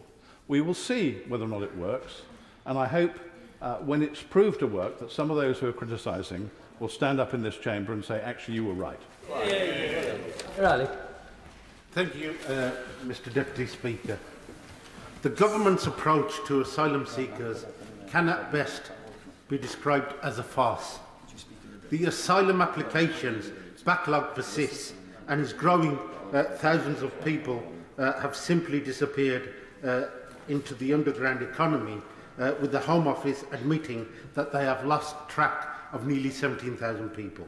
The continued use of hotel accommodation is costing the British taxpayer untold millions, whilst the disgraced Rwanda plan limps ahead, a plan which even the Prime Minister admitted is costly and unworkable. It is no surprise, therefore, that the government continues to refuse to disclose the full cost of the scheme. When the Prime Minister came into office, he promised professionalism, integrity and accountability at every level. One thing for sure, that he has failed at every level on all three of these subjects. From what we know, from what we do know, is that the government has already paid £240 million to Rwanda. Further money in the hundreds of millions of the scheme will be paid, and it will cost £100 million more to operate, with additional per person costs of nearly £170,000 per person relocated to Rwanda. Given that it costs £12,000 to process asylum claims in the UK, the cost-benefit of the Rwanda scheme seems non-existent. And this is before one even begins to consider the moral and ethical cost of deporting people to Rwanda. The UK Supreme Court found that in sending asylum seekers would be unlawful, given substantial grounds to believe that those transferred there could be sent back to the countries where people could face persecution and inhumane treatment. We would do well to remember that according to the 1951 Refugee Convention, any person seeking asylum has the right to apply for asylum in the UK and remain here until the authorities have assessed their claim.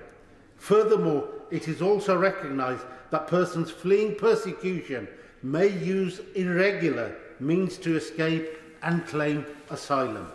The Rwanda scheme, along with the government's continued criminalisation of asylum seekers crossing the Channel amount to complete repudiation of international law and a universal obligations to which we, the UK, are bound to assist those seeking safety and security. I have, Mr. Deputy Speaker, no doubt that the British public will see the government's effort regarding the Rwanda plan for what it is, a flagrant, cynical and cruel attempt to force through costly and unworkable legislation, contrary to the findings of the Supreme Court, in a desperate bid to salvage an already ruined reputation. The asylum seeking system in the UK is in crisis, and it is precisely due to the continued incompetence of this government and its ministers that the crisis has come about, and will persist until a Labour government is elected to sort this mess out. Speaker,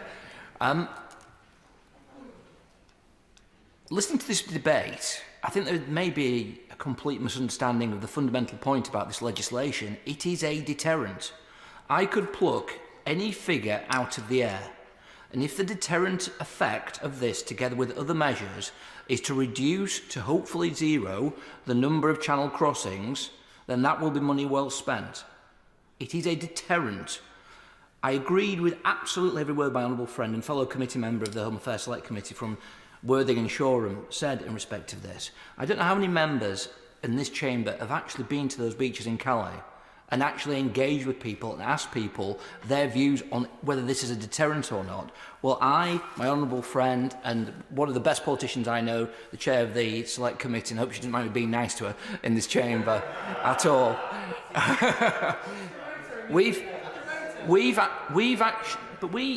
But when you talk about the position, we talked about select committees. We've actually been there. French officials who are working on the front line support this policy.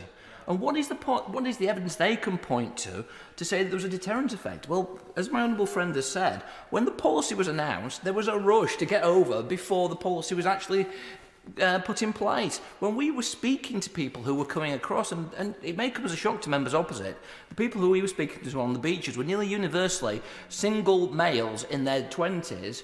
All of them were saying to us, well, the vast majority that I spoke to, perhaps I stand to be corrected if I'm wrong in respect to this, is they were coming for purely economic perspectives. They saw the streets of the United Kingdom as streets paved with gold. That was the reason why they were here. So what we do have is the only piece of evidence that can be put forward by the members of the Select Committee who've actually been there shows that this is going to have a deterrent effect, this is going to work, and there's not a shred of evidence put forward from the other side that this policy is not going to work. Now, I understand, because my honourable, I'm going to say honourable friend, is an extremely good politician. I sit on this committee, and the questions that are asked in respect of costings are extremely fair. And my honourable friend, the Minister, will answer those, I'm sure, in the way, and has answered many of them before the Select Committee. But when we talk about the principle behind this bill, I do wonder sometimes in terms of, I asked the Shadow Home Secretary whether the Labour Party were considering the use of offshore processing. There was no answer, and the reason why we know there is no answer is because they are considering it. Keir Starmer said he will consider any plan that works. Rwanda will work, so he's going to have to accept Rwanda on that logic. And I wonder what the members opposite make of the Austrian and German governments who are considering this type processing asylum seekers abroad. You know, that bastion of right-wing extremism, Denmark, passed a law in 2001 allowing refugees to be moved to asylum centres in third countries for processing. The EU, which is exactly the organisation that the party opposite based themselves on, indirectly supports offshore asylum processing as part of broader efforts to stop refugees coming across the Mediterranean. And the bloc, I can't believe I'm saying this, the bloc has paid billions, not millions, billions of dollars to keep refugees from reaching Greece, and has funded the Libyan Coast Guard to push migrant boats back from Europe, back to North Africa from Europe. Perhaps we could ask the French to do that, and I'll leave that question hanging in the air for my honourable friend. And there is even that, to top everything else off, there's even a UN programme called the Emergency Transit Programme, where more than 3,000 people are moved from Libyan detention centres who are heading for Europe into Niger. A similar scheme for asylum seekers from Libya was put in place to Rwanda. Every international body supports what we're doing. They're all spending money. They all believe it's a deterrent effect. The opposition have no policy. What is the debate? This debate is a complete gimmick. The government policy is the only policy in town. It is being followed by other countries. It will work. Thank you, Mr Deputy Speaker. And I'm not sure if the member for Bury North has read the motion before the House, but it is about the cost of the scheme, and it restricts itself entirely to that. But as a result, the motion today essentially comes down to one thing: transparency. Do we believe that our constituents deserve to know how much of their money this government plans to spend on their shambolic Rwanda scheme? And do we believe that they also deserve to see the full details of the asylum backlog clearance programme, so they can understand how it is possible for the Home Office to have lost track of thousands of asylum seekers? Ministers need to be... time does not allow for that, I apologise. Ministers need to be held to account for an expensive shambles that has sent more Home Secretaries to Rwanda than asylum seekers, all while our borders remain in a state of chaos and desperate people suffer enormously at the hands of people smugglers. Yet here we have the government ducking transparency on the cost of this scheme yet again. But what we do know is that £240 million has been sent to Rwanda already, with £50 million more scheduled for this spring.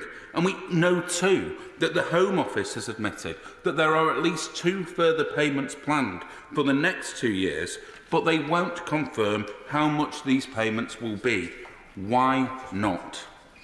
We also know that ministers have promised extra payments for every individual asylum seeker sent, but again they have refused to say how much this will cost, and again, why on earth not? Presumably they've told their Rwandan counterparts how much they are paying them. So if the minister is still refusing to disclose these costs in this place, perhaps he can answer why he thinks the Rwandan government should know more about how British taxpayers' money is spent than British taxpayers themselves.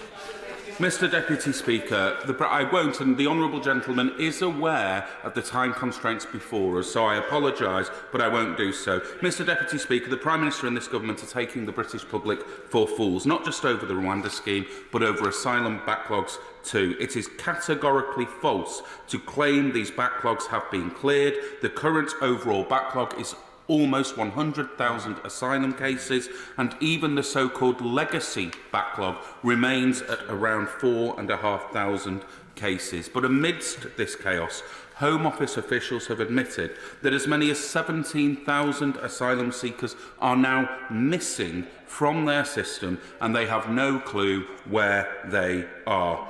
But perhaps the worst thing is that this complete dysfunction no longer shocks anybody. Who could be surprised that asylum policy is in chaos with a Conservative Party that has given us 8 Home Secretaries in 8 years, 3 failed pieces of legislation on channel crossings in 3 years, and spent vast sums of money on a Rwanda scheme that has been declared unlawful by the highest court in the land? Mr Deputy Speaker, convictions for people smugglers are 30% lower under this government compared to the last Labour government, and returns of failed asylum seekers are 50% lower now than they were under Labour. Ultimately, if they had confidence in their record on asylum or their strength of this Rwanda scheme, then they would have nothing to hide. And if they had nothing to hide, Mr Deputy Speaker, they would release the figures requested by supporting this motion today. Mr Deputy Speaker, it's an interesting and important debate we're having this afternoon. You know, we're set in a context of increasingly large numbers of people on the move in a global context. Climate change is driving them forward. You know, entrepreneurial amongst them are looking for economic opportunity, as my honourable friend has mentioned. But on what Rwanda seeks to stop, I think it is worth dwelling. What is actually happening to some of the most vulnerable people in the world? They have got criminal gangsters coming up to them in countries in Asia, the Far East, Africa, getting hold of them, you know, maybe even coercing them slightly, and saying, you know what, you sell Granny's farm, because the streets of the UK are absolutely paved with gold. You give us 5, 8, 10 grand, sell Granny's farm to mortgage it, you'll be able to make a fortune and look after her. And it's only when they're on a beach in Calais with a gangster pointing a gun at them, saying, get in an overcrowded and dangerous boat, do they realise what we are trying to stop? They are being sold a pup by criminals. And what this debate is about today is not about point scoring and policy, although you wouldn't believe it if you listen to some of the stuff from the benches opposite. You know, we're taking action to tackle it. You know, we're making sure it's if you come to this country illegally, you can't stay here illegally, because we're then opening the window to a demand model from gangsters that were strapping kids under lorries under Tony Blair and are now strapping young men, teenagers, women and children to dangerous boats across the crossing. So we're working with France, we're working with Albania. The Home Office is taking lots of steps to make sure that further downstream, like where you buy the boats from, is being tackled. We've got internet, we've got a treaty with a country. We're sorting out accommodation, we're sorting out the backlogs, we're getting involved, we're putting more staff in. So what do the benches opposite offer us? They offer us a highly moralising case. I think if it's not clear from my remarks, I am absolutely clear that there is an incredibly moral case to take every action we can possibly take to stop these people getting done by criminals. So what does the Labour Party do? They vote against it. Is it 76 times, 73 times, 83 times? Goodness knows, right? Well, I defer to the knowledge of my honourable gentleman. You know, you've got young people, or you've got people here putting actual practical ideas in place. What's the Labour Party doing is just changing their mind. They've got no plan, they've got no ideas, they've got a series of soundbites so brittle they can't take interventions from this side of the chamber. What we've got is a worked-through plan that's trying something different to make sure that we handle a global context. And if I seek to kind of close off here, everybody is facing this problem. And when you look at the crossings down by a third already, there is some nascent deterrent effect occurring.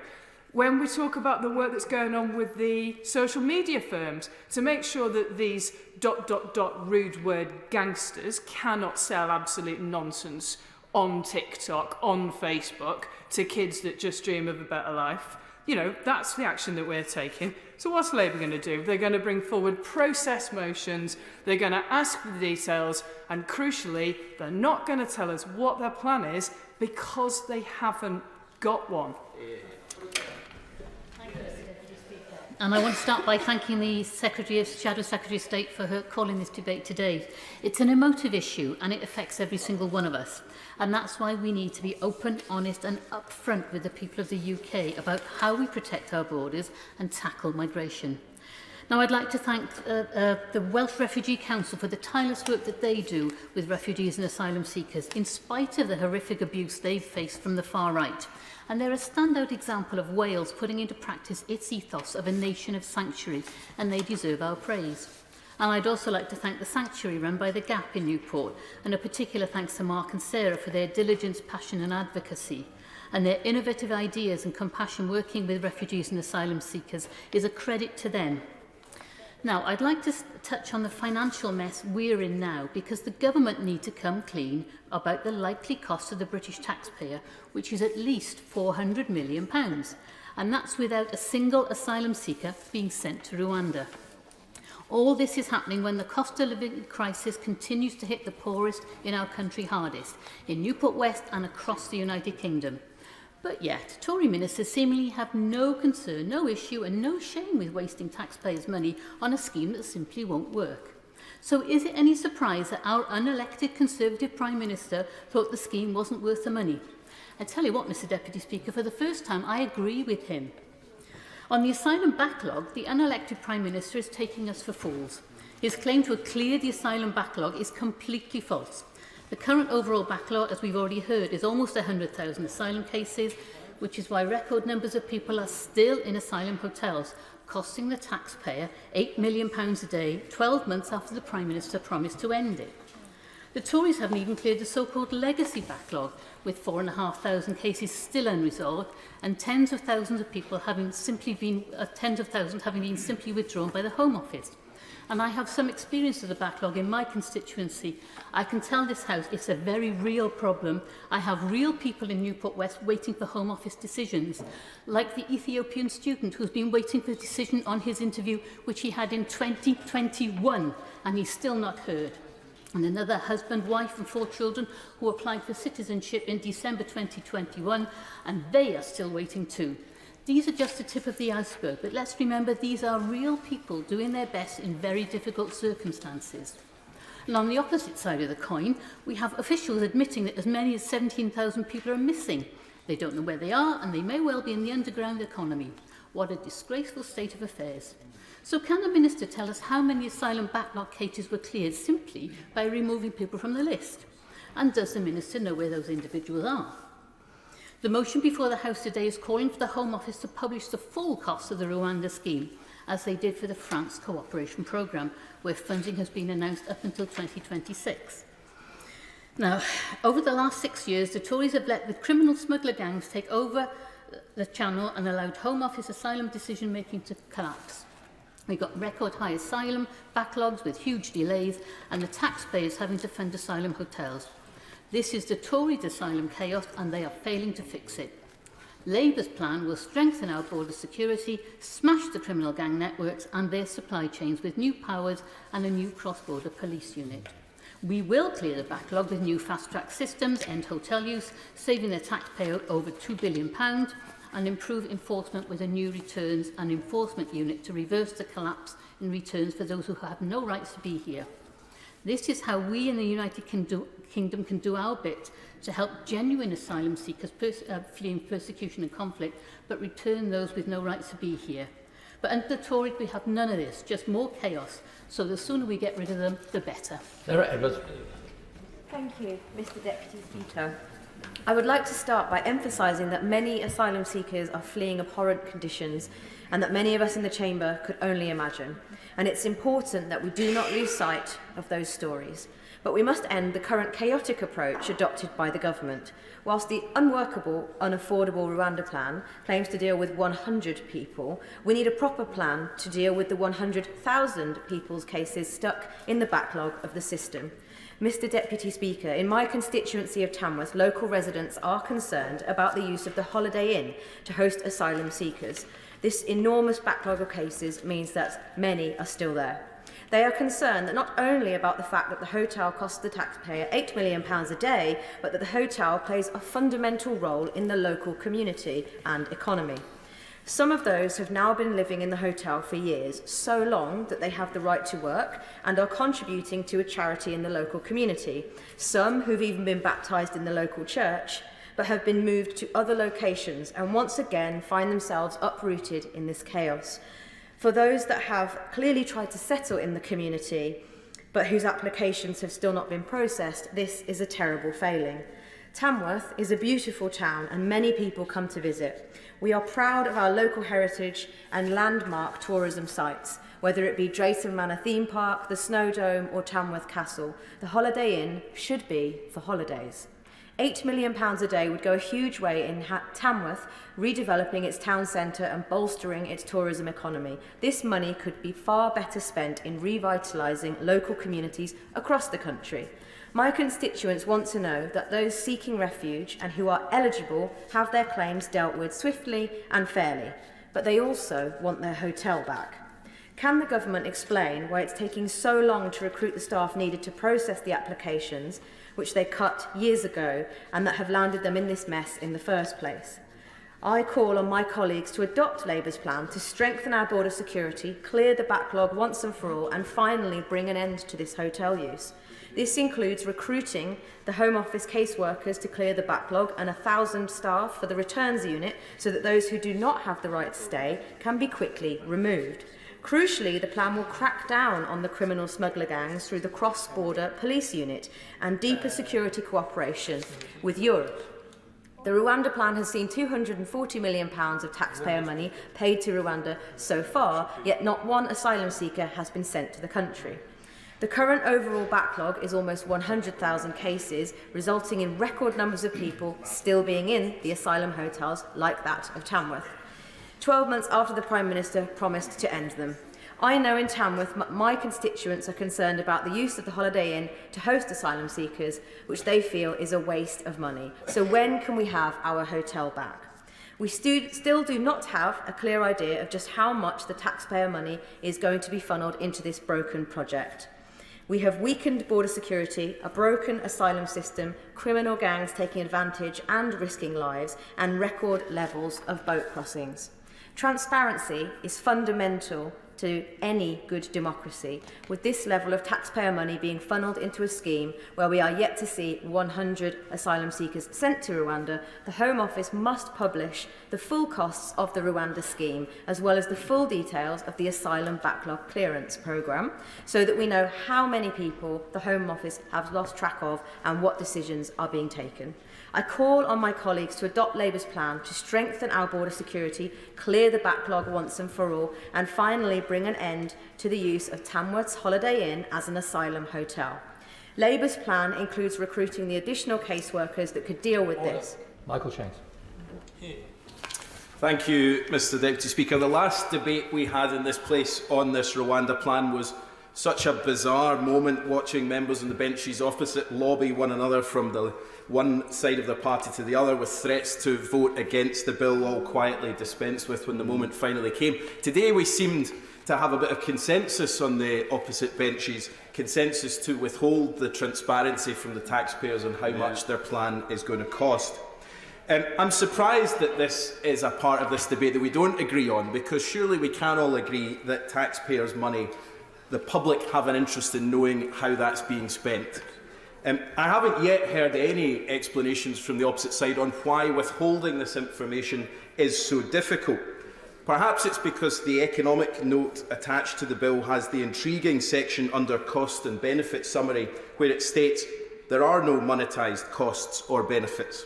And further, the assessment isn't even convinced that the plan will work. It says, dependent on the deterrent effect achieved, there could be fewer individuals undertaking the hazardous and unnecessary journey.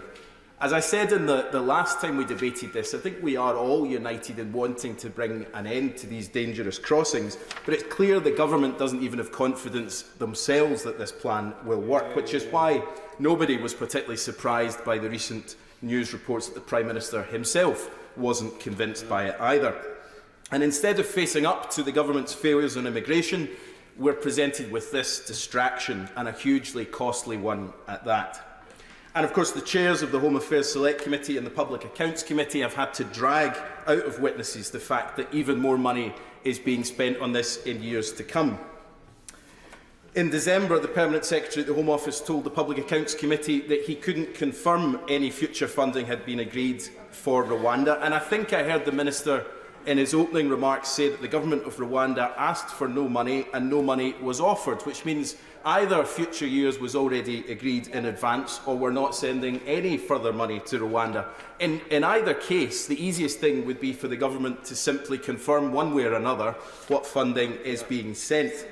And of course, these are only the costs that we know about. Aside from the financial cost, there is also a broader cost to this absurd plan. A moral cost. The Home Office's own statistics show that at least 6 out of 10 of those who made the dangerous Channel crossing to the UK last year would be recognised as refugees and would therefore be given asylum in this country. So it's not even a plan that's going to tackle that particular problem. And it doesn't deal with the criminal gangs themselves who are exploiting these vulnerable people in the first place. So, Mr Deputy Speaker, there's also a cost to Britain's standing in the world, a diminishing of our sense that we follow the rule of law, that we simply pass laws now saying that one thing is true, even if it's not. There will be a flurry of amendments, I've no doubt, being drafted as we speak for next week's debates. The agreement we've seen on the opposite benches today, I'm sure, will disappear by Tuesday as we see this bill back before us, and it may not even pass. But as unpalatable as I find this legislation, to those on the government benches who do support it, I can't understand why there is no transparency in the cost of it. If this is a policy that you believe in, if it's a rock-solid proposal, if it presents good value for money, if the costs are already written down somewhere, as we know that they are, why not just tell us what they are? The very least this government should do today, with no effort whatsoever, is to release the financial cost to the public so that we know how much of our taxpayer money is being spent. From bench, Stephen Kinnock. Thank you. Thank you very much, Mr. Deputy Speaker. I'd like to pay tribute to all those colleagues who've taken the time to speak today, and particularly like to pay tribute to the chair of the Select Committee and to my honourable friends, the members for Ellesmere Port, Birmingham Hall Green, Stretford and Urmston, Newport West, Tamworth and Rutherglen Glen and Hamilton West, who made really excellent contributions to this debate. Mr. Deputy Speaker, it's crystal clear that the money being wasted on this fantasy, this fixation that the benches opposite choose to indulge in, would be far better spent on proper investment in a cross-border police unit and a security partnership with Europol to go after the criminal gangs upstream, smash those gangs and stop the boats getting in the water in the first place. That is what the Labour Party has spent the last year urging the Prime Minister to do. That is what we would do in government to help end this Tory small boats chaos. And yet the Prime Minister has instead chosen to bury his head in the sand and to double down on failure. Mr. Deputy Speaker, the Rwanda farce is so riddled with absurdity that it's difficult to know where to start. But perhaps the most absurd aspect of all of this is that the Prime Minister and the Home Secretary actually agree with the Labour position on this whole sorry mess. They are Rwanda sceptics, Mr. Deputy Speaker. They are non-believers. Last week it emerged that when he was Chancellor and during his leadership bid, the Prime Minister privately indicated that he had profound concerns over the value for money and the workability of this harebrained Rwanda scheme. The deterrent won't work, he wrote. How extraordinary, then, that he's now staking his entire premiership on a scheme that he doesn't even believe in. How humiliating it must be for him to know that his backbenchers are pushing him around. They're calling the shots. Because when all is said and done, what has the Tories' farcical Rwanda fixation delivered? They've sent 3 Home Secretaries to Rwanda, but not a single asylum seeker. There's been plenty of pie in the sky, Mr. Deputy Speaker, but not a single plane in the sky.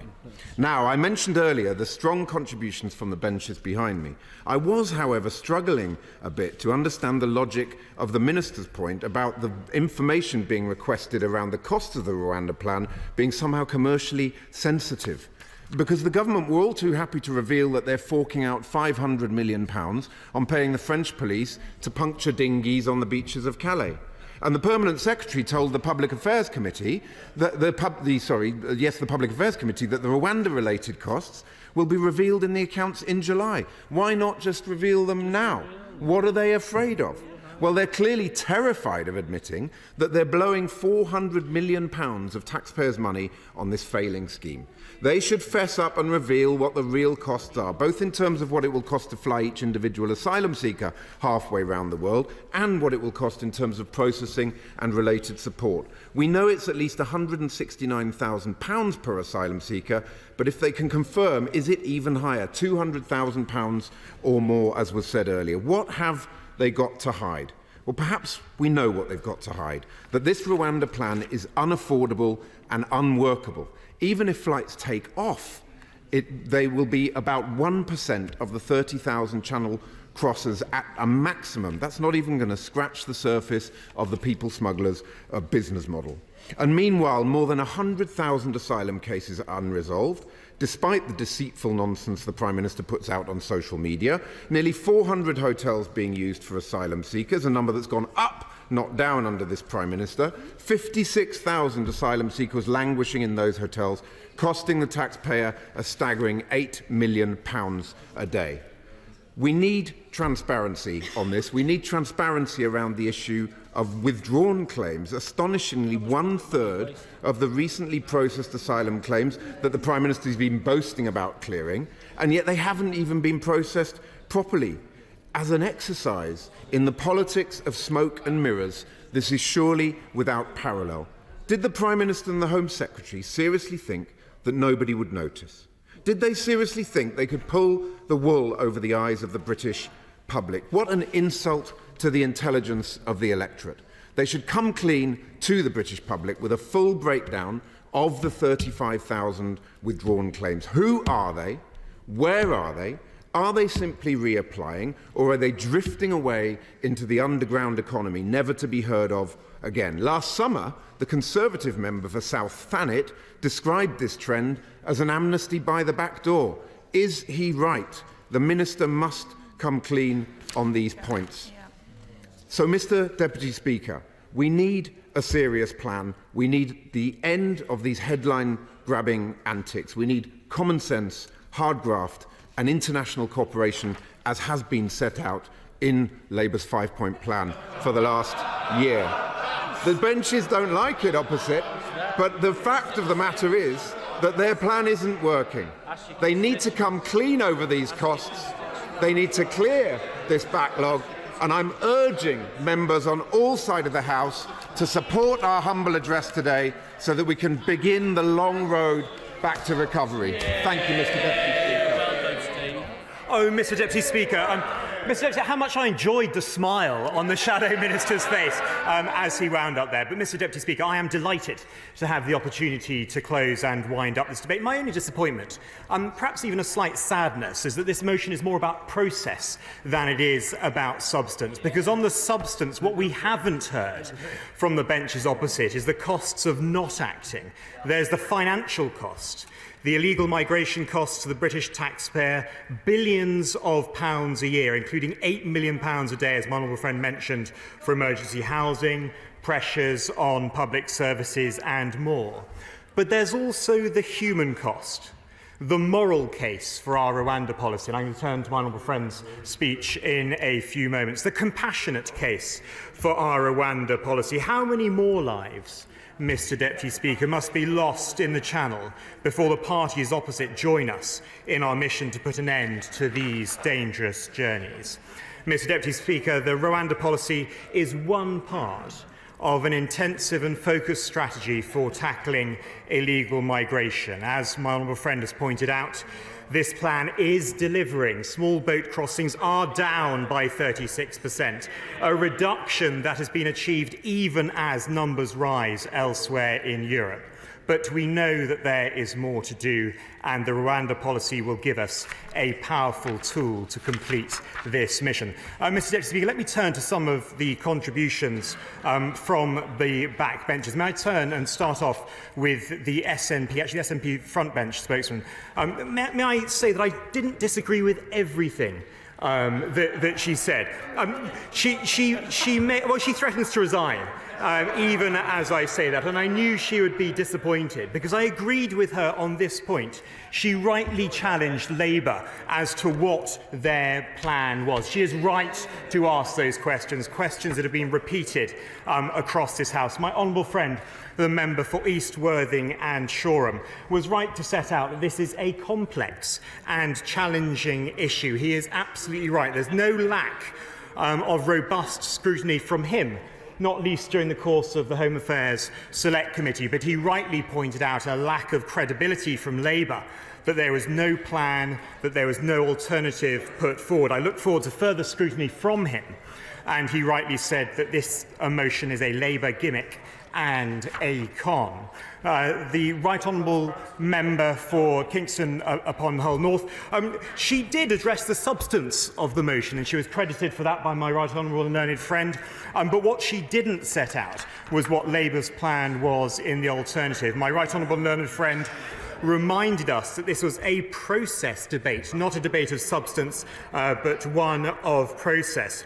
And he rightly said, when you don't have much of a policy, you rely on process debates and humble addresses. How right he was. This is a global issue, and Labour's one policy is that even if Rwanda works, they would scrap it. My honourable friend and neighbour, the member for Poole, set out his experience, and I treat it very seriously, not only because he's my neighbour, but he is an MP with a port in his constituency. He put it well. This motion is a substitute for having a policy, and how right he was. My old friend, the member for Bury North, I don't have time to delve into each and every one of his interventions. He rightly commented that this debate is a gimmick, but he also set out quite seriously the deterrent effect that is part of our Rwanda scheme.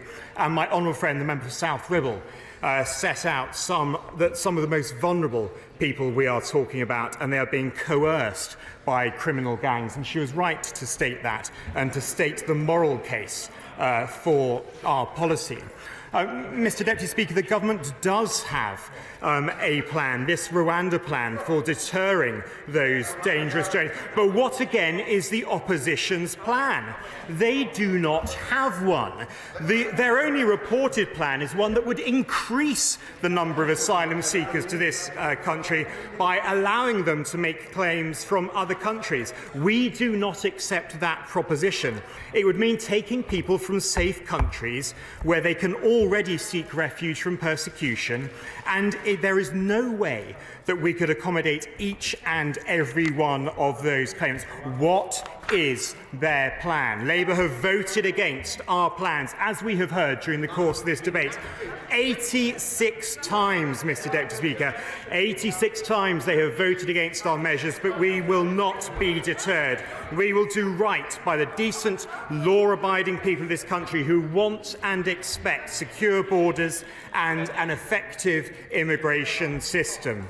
When people with no right to be here know that they will not be able to stay, they will stop coming. And we know the deterrent effect because we have seen it with Albania.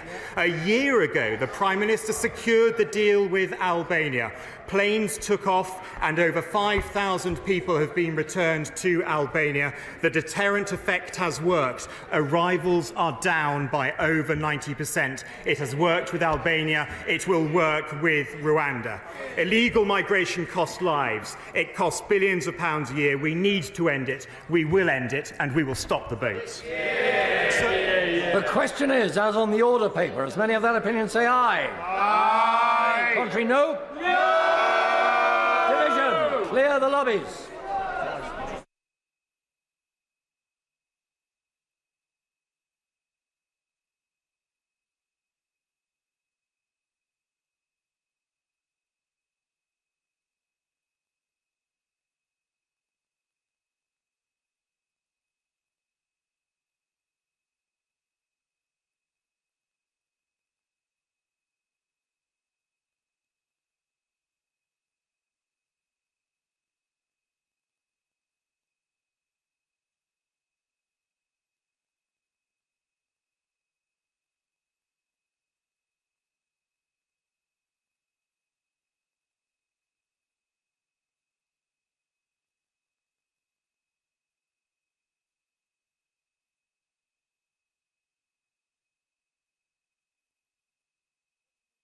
Paper. As many of that opinion say aye. Aye.